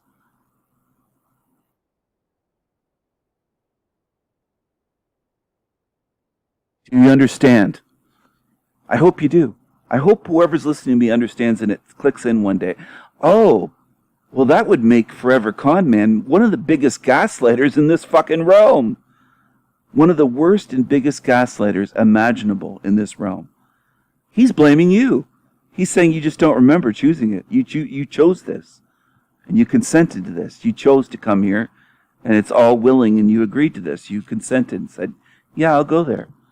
I mean, it's just incredible that he has anyone left on his channel. Gotta be able to see through that. Dozens on his channel raged against me when I started calling that out, by the way. It was around, must have been a year and a half ago now. Maybe closer to 2 years ago, but at least a year and a half ago, I think. And there was dozens raging against me. How dare you question this Mark? He's like a saint. He's got his hand out for money all the time, and he's gaslighting the shit out of you. He's evil. Got that? He's evil.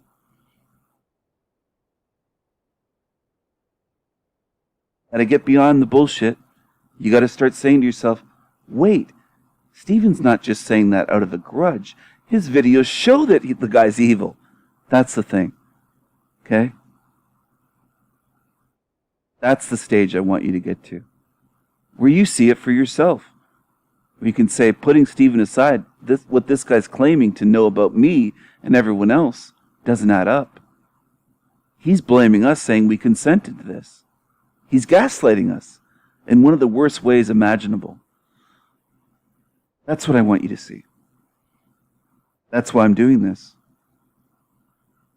I'm doing this out of malice. I'm doing this out of the desire to help teach people so that they can see for themselves. Not so I can see for you. I'm going to be gone one day. Okay? I want you to be able to spot them on your own. Liars, demons, gaslighters, entities, whatever. Whatever you face, and that you just be confident you could just slay them and they can't fool you. Wouldn't that be a beautiful thing? Where you don't have to worry about this shit because it's just like second nature, you know? Think of the things you're most talented at or most confident in. You know, if you're excellent at something and it just comes naturally to you. Spotting demons, just imagine it being that natural for you. You can just spot these demons like nothing. They can't fool you. They can't hide. They can't put on a fake face. You can just see right through them. Talk about a beautiful thing. That will be glorious. Because that will help you for eternity. Think about it. Once you could do that, that's forever. That's a forever skill. That's probably, I can't do it for you, but I can help you learn how to do that and see them. And that's probably the best thing I could ever give you as a gift. Have that discernment and ability where you really don't have to worry about, you don't have to fear demons or worry because they can't fool you. And it'll never go away. You'll always have that.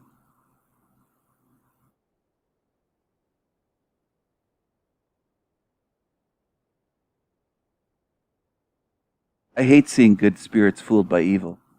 I really do. And it pains me. I don't want that in this realm or beyond here. I want you to be able to see through them. Like it's just a piece of cake. It's easy.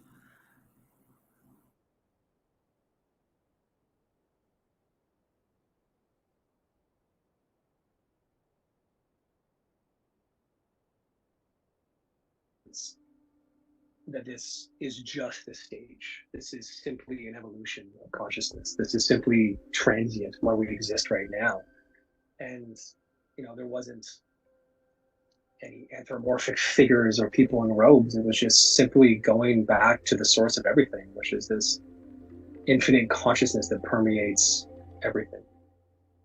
Simply the space between subatomic particles is consciousness. And, I didn't want to. Subatomic particles. Who says there's anything at all like that? Have you seen them? Have you just seen artist renderings of them? Atoms? I mean, it's just... I'm shaking my head. People just they hang on to their programming for life. Where's your evidence of atoms? The artist renderings you've seen in textbooks? The animations you've seen in videos? Show me some evidence. Show me some evidence. Don't show me some drawings. I can do that. Show me some evidence. I really want to break through to people. The deception here runs that deep. Remember years ago somebody said to me, Stephen, please tell me, what have they lied to us about? Just tell me, what have they lied to us about? What all have they lied to us about? I think it was on Facebook. They made a comment like, what have they lied to us about? And my response was just 2 words. Only everything. and it seems like, wow, what a smart ass. Some people would be like, wow, what a smart ass comeback or reply to that person, that poor person. It's true though. I can say it that simply. For the people that love what's simple. What have they lied to you about? Only everything. Yeah, only everything. Think about that for a while. Instead of picturing me saying, think of it in a profound way, like a Buddhist monk said it or something. Maybe that makes it more profound for people. Or it came out of the mouth of a famous person. People that are attached to Hollywood or to this guru. Sadhguru said, only everything. They only lie. Maybe then you'll be like, wow. Or Osho or someone. Or Oprah. For the women that follow the Oprah cult for decades. Picture Oprah saying, only everything. Okay? Picture someone else, someone famous. Then it's more profound, right? That's the way most people work in this realm. I can't tell you the amount of people I've known in my lifetime that have thought someone's a brilliant genius because they're a famous billionaire on the cover of Time magazine, like Gates or someone. That's how most work in this realm. Wealth and fame, which has to do with evil, both. That's how you get super wealthy and super famous.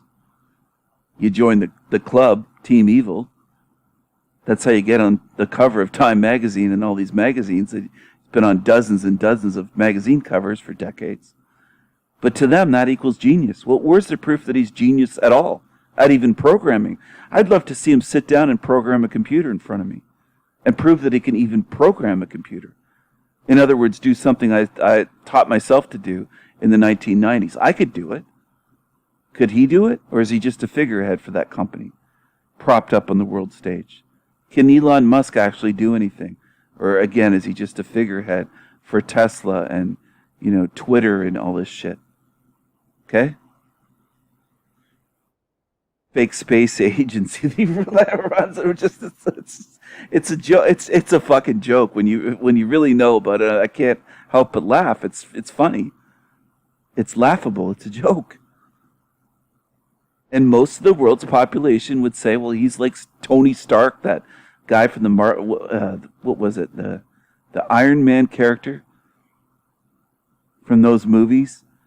He's this billionaire genius, or he's like Batman or all this stuff, or they really buy it. Just like they bought the whole Stephen Hawking thing and everything else. It's really laughable. Maybe one day you'll see what I mean. For the ones that are like, what is he talking about? Maybe you'll see what I mean. You'll see what I mean. And how this realm really works. You don't even have to see on that level to get out of here, though, I don't think. I think you can get out without doing that, but it is interesting. You'll be like, fuck, this really is a place full of lies and deception and evil once you really look into it. Elon Musk could, let's put it this way, he could do interviews on TV and YouTube podcasts every day if he wanted to. He's really not running the show when it comes to those companies. Okay? And he's not a genius. And neither is Bill Gates.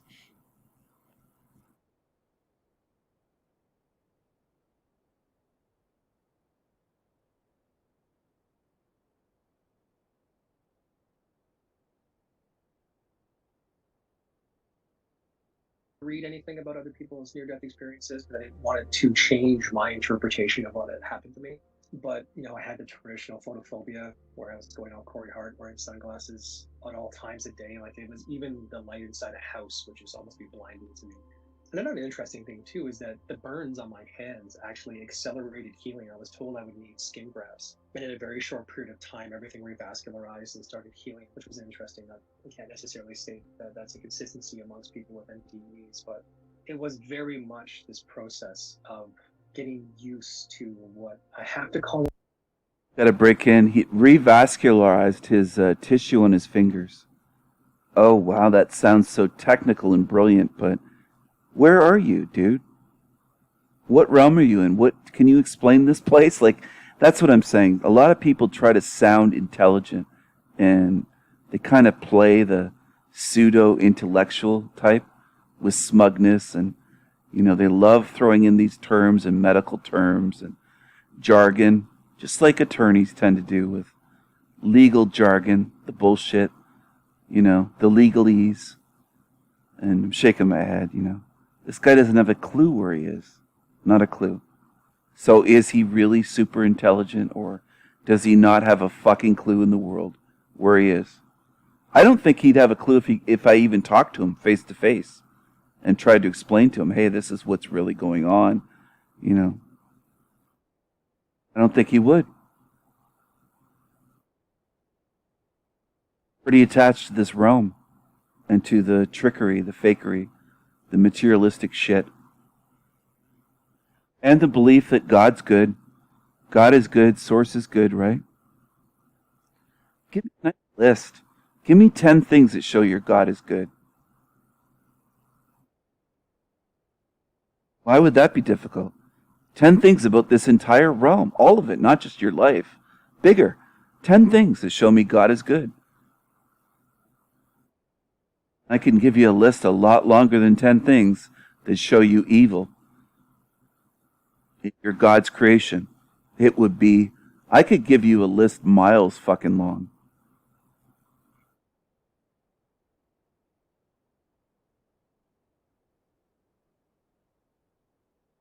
I could make videos about the evil, different types of evil and ways it's evil here, from now till the end of my life if I lived another 50 years. Or 60 years.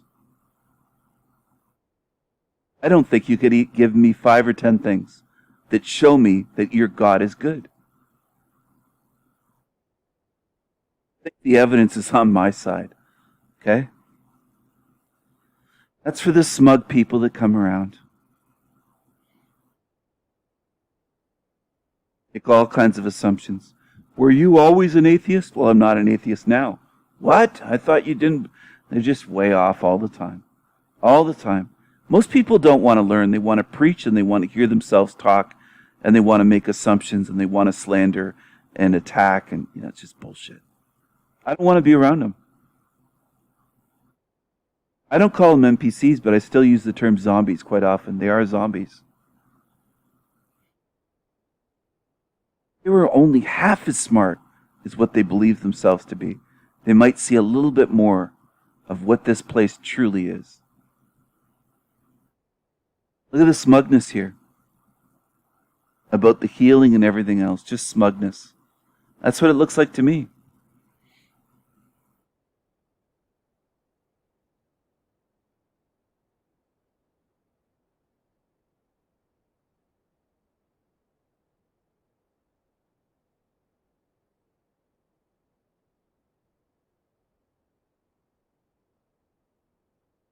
A monkey suit now, because it very much is. It's a limiting filter. Did he just call it a monkey suit like Chrissy Pissy Shateris does and so many other quote truthers on YouTube?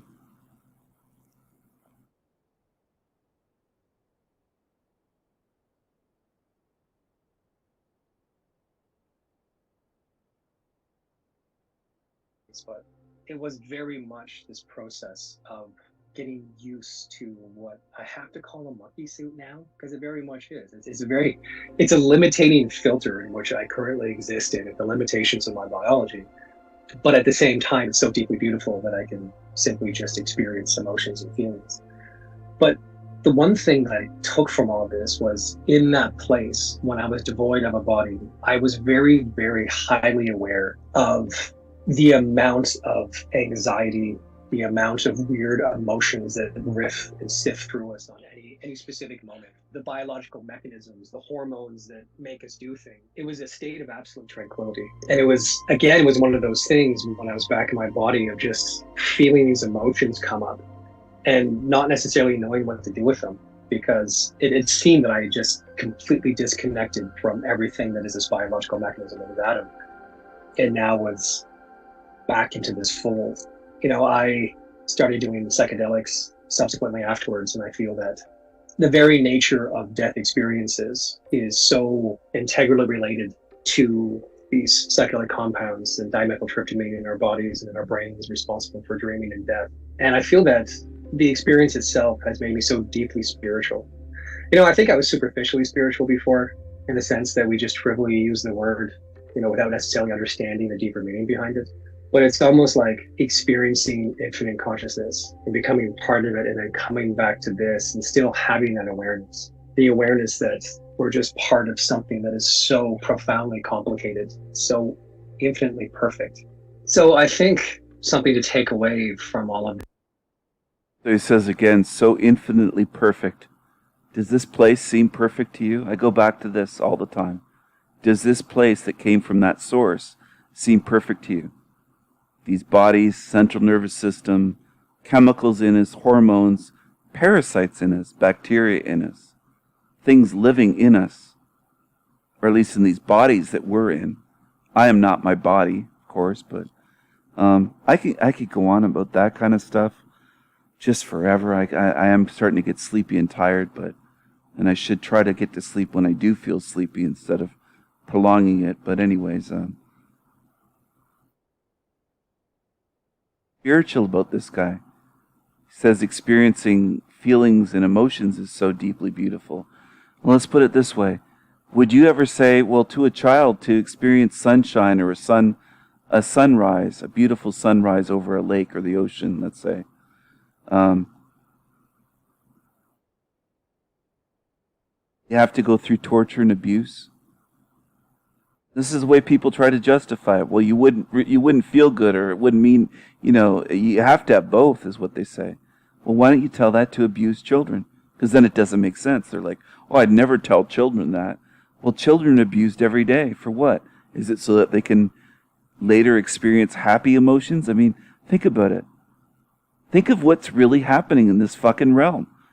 I want you to do something that most people dodge and avoid doing their whole fucking life. They don't want to face it. You're not strong enough. But I think if you don't really face where you are, it lessens your chance of getting out of here. I think it's a good and wise thing to do, to really face the truth of this place and the horrendous suffering. I'm not saying dwell in it or obsess over it or fixate on it every minute of every day. I'm saying a lot have not gone that far yet and faced it just once, and really faced it, really thought about it, felt the pain of this place, and really understood on a deep spiritual level, you're in a hell realm. This guy certainly has not done that. I can tell that easily, but I can tell it with people that I can't see their face on my channel. I can tell some people are just kind of going through the motions, or they have a bad day or something. Their life sucks at the moment, so then they'll say it's a hell realm. Doesn't matter if your life's up or down or in between. You're in one. You got to look beyond yourself to others. Okay? If you really want to see where you are. And seeing where you are will help you get out of where you are. Do you understand how that works? If you're a prisoner and you don't really see that it's a prison, you kind of half-ass believe it, but half-ass don't believe it. The chances of you really getting out or really being motivated to get out are a lot less than someone like me that's saying, I know this is a prison. I know I'm in a bad place. I'm not staying here. I'll do anything to break out of here. So my chances are way, way better than yours.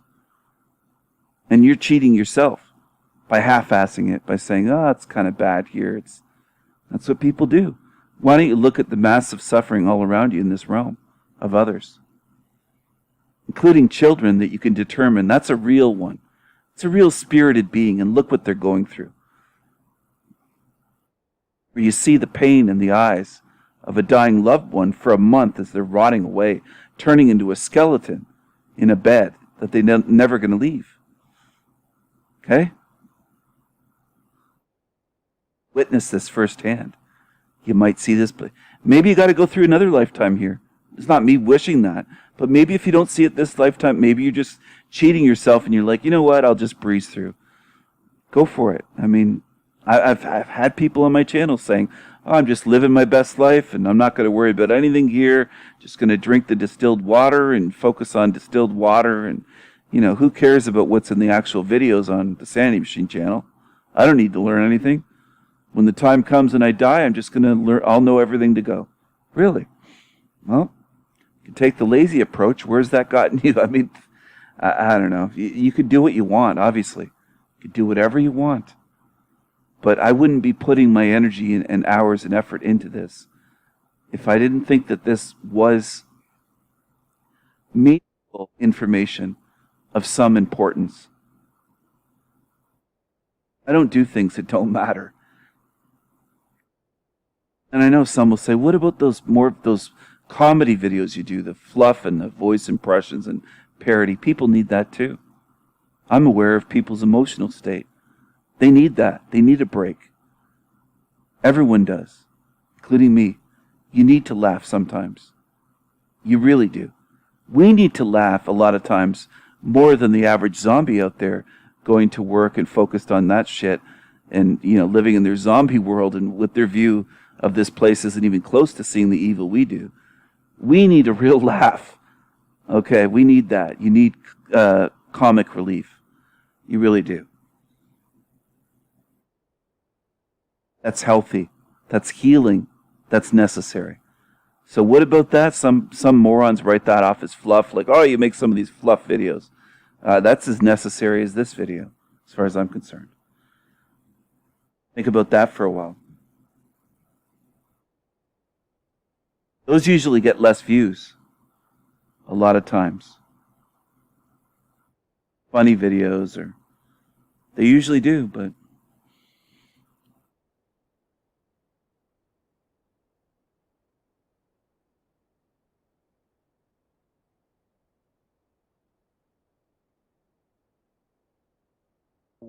infinitely perfect.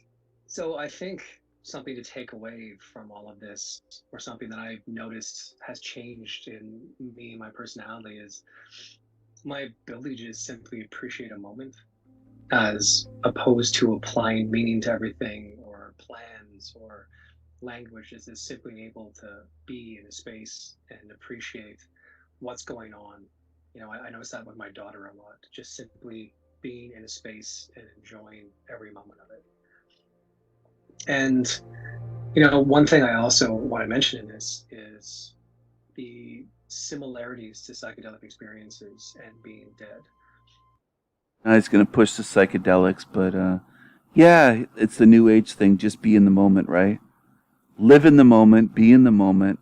Eckhart Tolle, only this moment exists, nothing else. You don't need to examine things, analyze things, think about things, ponder things. You don't need to know the meaning, right? Just live in the moment. And, you know, namaste, namaste. No past, no future. Just in the moment, always. What time is it? Now. It's always now. Well, great. You can live that way. This guy's free to live that way. What happens when he leaves here? Well, he's back here again. Mind wiped and recycled, obviously. That's where I would bet. He is this time, without being mind wiped, and into a new body. He just sent him back into this one. But maybe the next time it'll just be complete mind wipe in a new body where This one will be deceased, we'll say. To think about the meaning of this place. You don't have to examine where you are, this realm, and study it. I study this realm all the time. That's my approach. That's what I do. Not just from a mental level, but from a spiritual level. That's what I do. I look at this, and I think about it. I ponder it.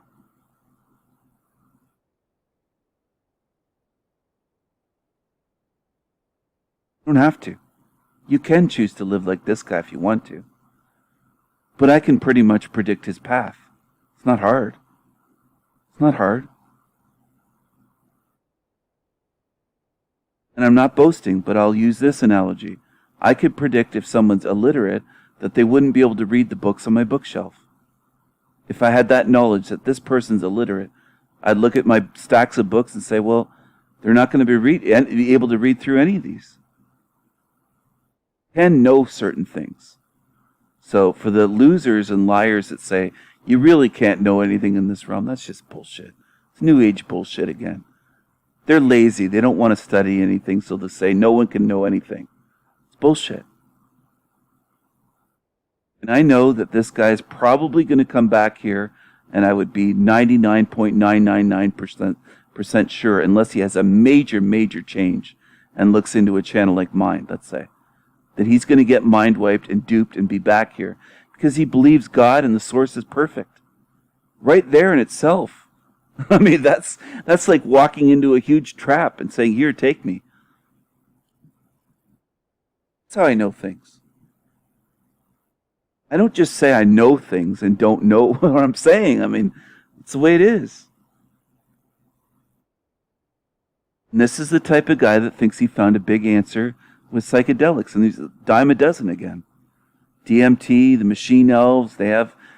what have the machine elves told humanity to do to fix anything worthwhile or major in this realm and make it better?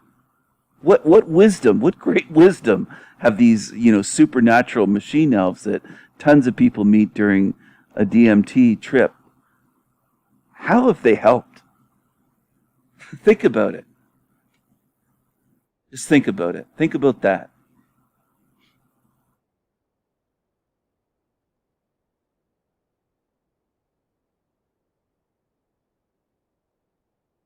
This realm doesn't get better. It gets worse.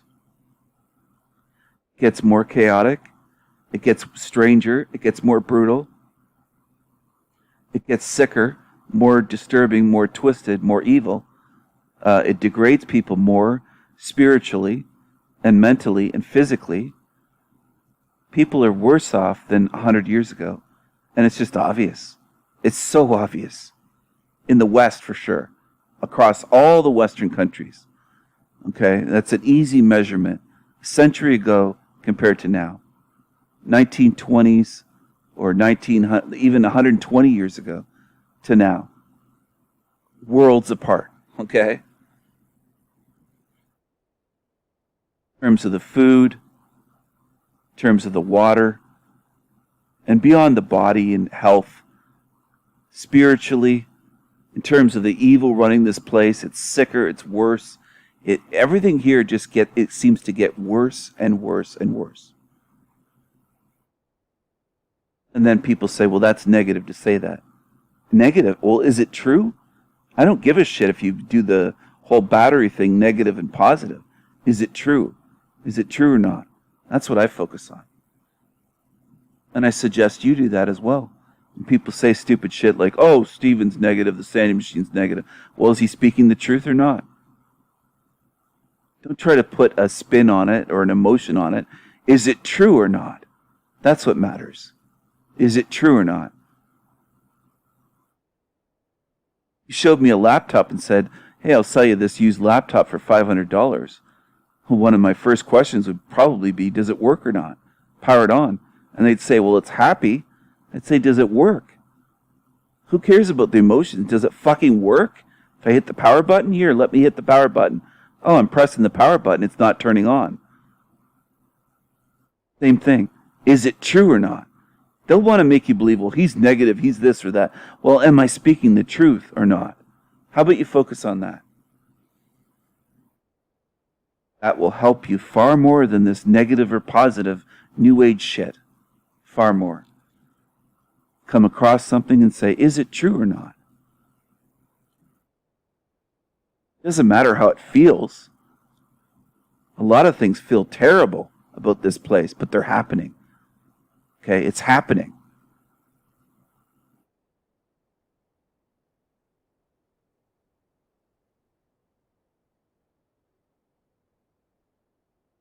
My question would be, you can say, oh, it's negative. Well, do you want to stop it or not? Because to stop it, you have to face it. You have to face what's happening in this realm. You have to be honest. You have to look at this hell and see what it is.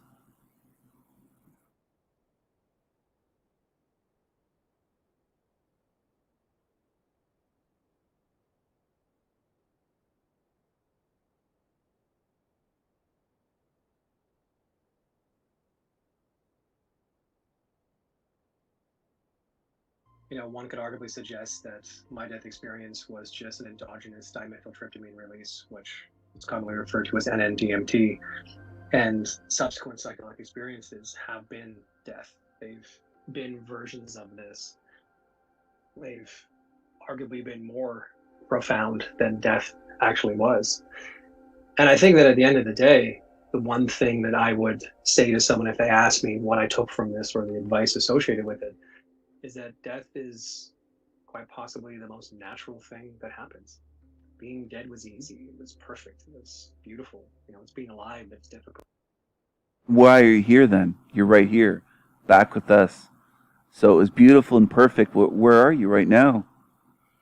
See, this type of guy, some would say, well, Stephen, he doesn't know any better. He's just ignorant. This is the type that would be very, very difficult to teach or almost unteachable because he already thinks he has it all figured out. That's the thing. He thinks that the psychedelics have showed him and they're more profound than death and, this. He thinks he has it figured out. So to break through to someone like this is very difficult. Very, very difficult. They're not open to hearing what someone like me or others would say. They're not open at all. And how do I know? A lot of it is his face, his expressions. It's not just what he's saying, it's how he looks. Body language.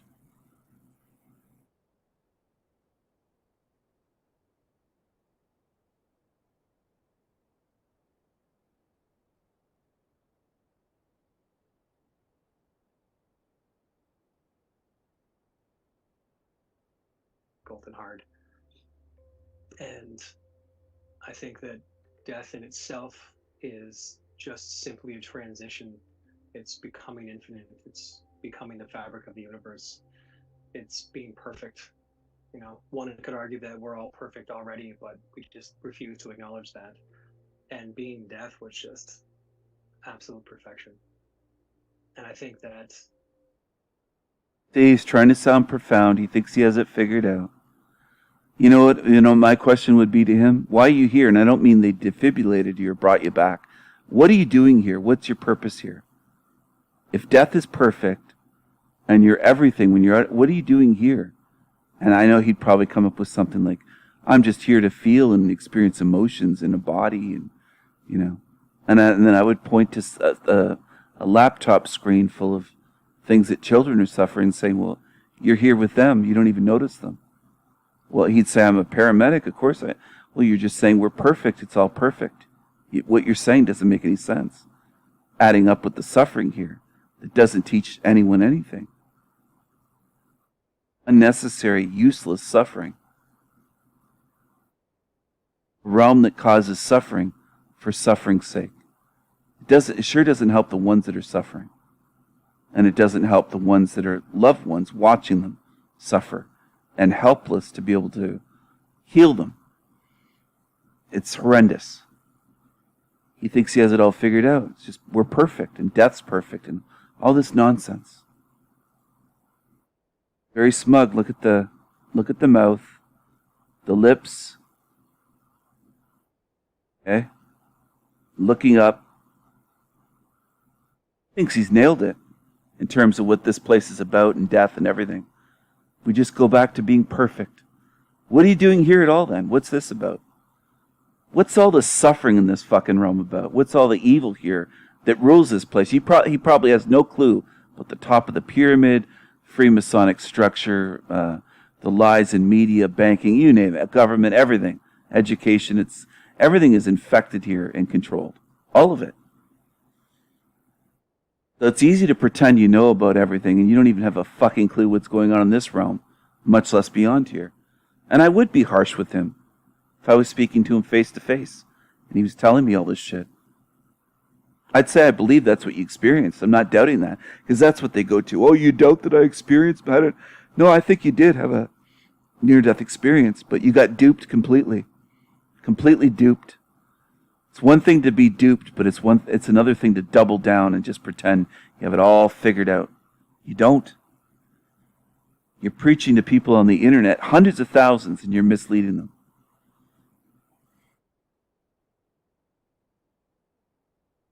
Almost 600,000, like well over 500,000 views, 548,000. So he's reached a lot of people.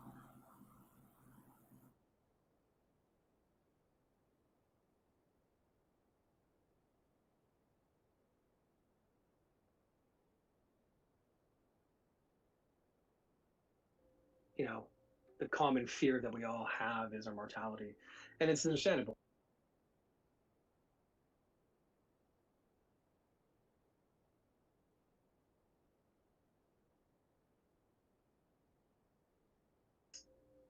You know, the common fear that we all have is our mortality. And it's understandable. It's genetically motivated. You know, if we didn't have a fear of death, we wouldn't be a species that we are today. But again, death just was simply perfection. It was becoming everything. And it was perfect. And I think that it's made me spiritual in a sense. You know, I think before I was spiritual, but superficially.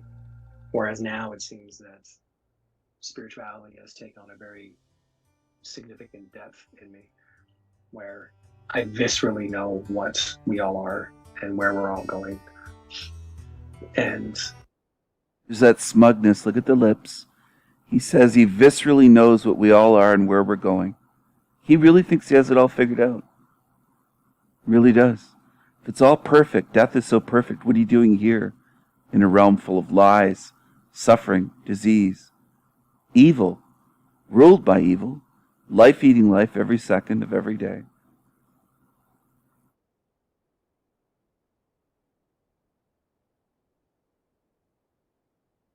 I do this, and I spend hours on this stuff and talking till I'm almost losing my voice. I'm not used to talking. I was someone that didn't speak this much, this many hours a day. Okay, I prefer solitude and just doing my own thing quietly, just listening to music. And I'm pretty chill in person, but I do this in hopes that I really can break through to some people.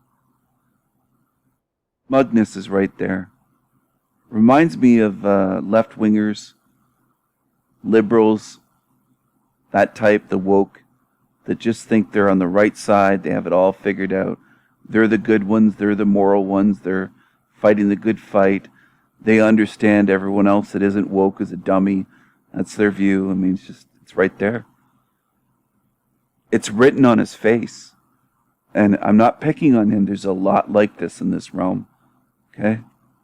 There's a lot of Christians like that and other religions, people as well. And there's atheists that make fun of you.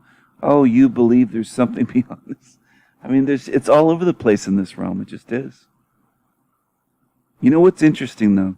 Very few of them look at the realm itself and show it and expose it the way I've done on my channel. I'm looking at the observable evidence of the realm itself. The realm itself, the behavior, the evil, the diseases, the suffering, the acts of God, tornadoes, hurricanes, earthquakes, all that stuff, volcanic eruptions, you name it, on and on. Okay?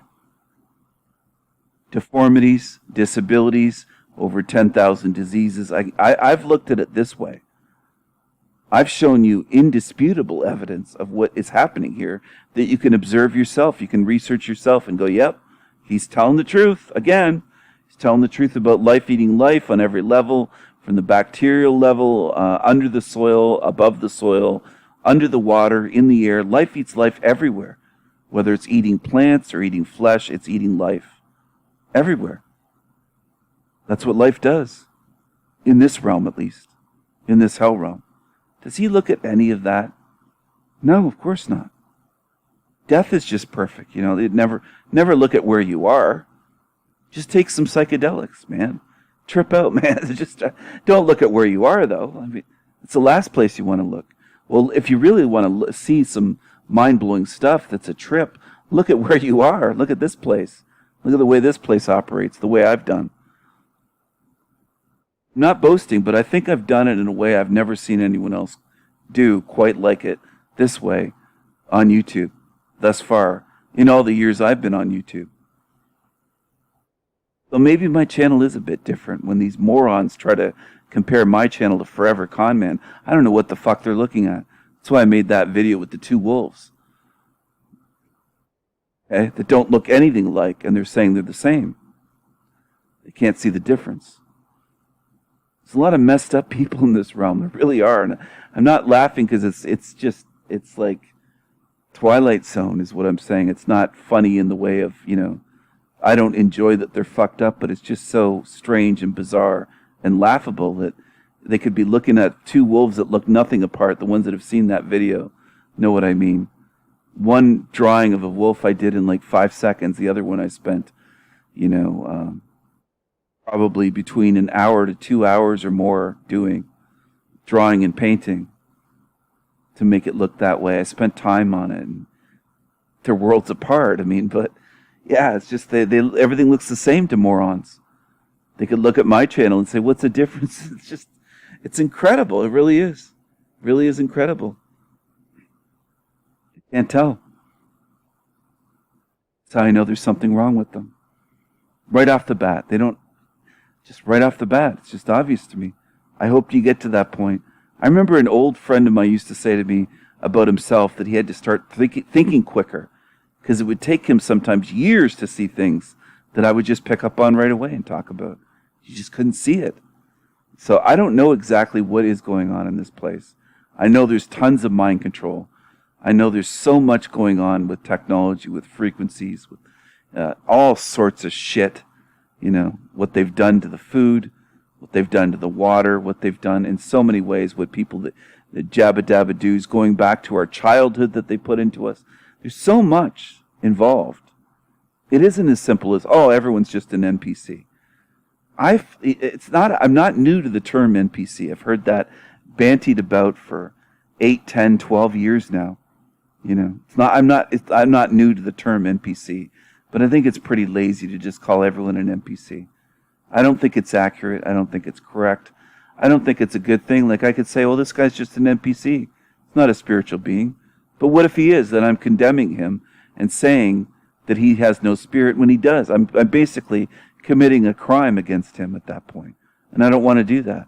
He probably does have a spirit, but he seems completely out of it, mind-controlled, this realm. And maybe he has a spirit, maybe it's a different species of spirit than mine. I think I'm one of the first to go into that as well, because I've been talking about that for years. Species of spirits. And then you have other people saying that, it's the human race. No, there's different races, okay? Different species on Earth. We're not all the same, okay? We're not all the same. I hate to break that to you, the ones that crave that sameness and simplicity. You're in a very, very complex realm. So if you want to follow the lazy-minded, the Matt McKinleys that say, it's all simple, we've already won, I think you basically might as well just go right into the recycling bin and say, mind wipe me and send me back. Because, if you're following a Matt McKinley type that's saying it's so simple and we've already won, I mean, it's just incredible. It really is. It truly is. Matt McKinley can't even figure out how to change batteries in a goddamn calculator, and people are relying on him to help them get out of this place. I mean, it's just, what can I say to that? I don't even know what to say to that stuff anymore. Are you going to follow a kid at the park that's wearing a helmet and banging their head against something and say, well, that's my spiritual savior. They're going to lead me out of this place. Like, and I'm not putting down people with disabilities. I'm just like, you get what I mean. It is frustrating, and it's frustrating, but it's laughable. It's just weird, and it's just incredible that almost 100,000 people will follow someone like that. That's a complete shill and gatekeeper. And the guy is not highly intelligent, and you have people calling him a genius and brilliant on his channel and his comments, and I'm looking at his stuff, and it's just basic shit, and it's just, fuck, man. Maybe he's an artistic genius with his stick figure drawings. I don't know what people are going to say next, but I just want out of this place. I've done a lot to try to help people find their way out, but there's a lot in this realm that call themselves, quote, truthers, and I don't think they're getting out, at least not this lifetime. I think they try again next lifetime, try to do better, because in this one, they're following some of the dumbest shit, and I mean dumb, dumber than dumb, that is just imaginable. And they follow sex offenders like Archaics. It's just incredible. They're following Santos Bonacci, hundreds of thousands. I mean, it's just, you add up these channels, really disgraceful, over 400,000. It's in the millions. It's millions of, quote, truthers following complete idiocy. And they think they're awake and enlightened, and then they have a self-awareness and discernment. And it's just, it's like they're trying to fit the triangle into the square block in Idiocracy. That's the way they look to me. And they think that they're on my level. It's just incredible. They'll argue and get pissed off and offended and say, oh, he thinks he's this. That's what they look like to me. They're trying to take a little plastic hammer and hammer the triangle into the square hole in Idiocracy and say that, you know, Brondo has electrolytes and all this stuff. I mean, they're just idiots. And that's the way they look. I got to be honest. They're wearing a helmet, a crash helmet, and they can't even fit the right piece where it fits. I mean, anyway, I'm going to end this video, though. I do hope that you enjoyed it and got some laughs and got some value out of it. And look at the little smirk there. Just perfect to end there, right? Perfect spot to end. I did want to make a longer video on purpose. I could have covered this probably in 30 or 45 minutes, this 11 minutes, and given my commentary, but I wanted to give you a nice long video. So have a good night, everyone, and what number should I end it on? Maybe a 55? Does that sound good? Should we go for 55? Mad love. Good night, everyone. Bye.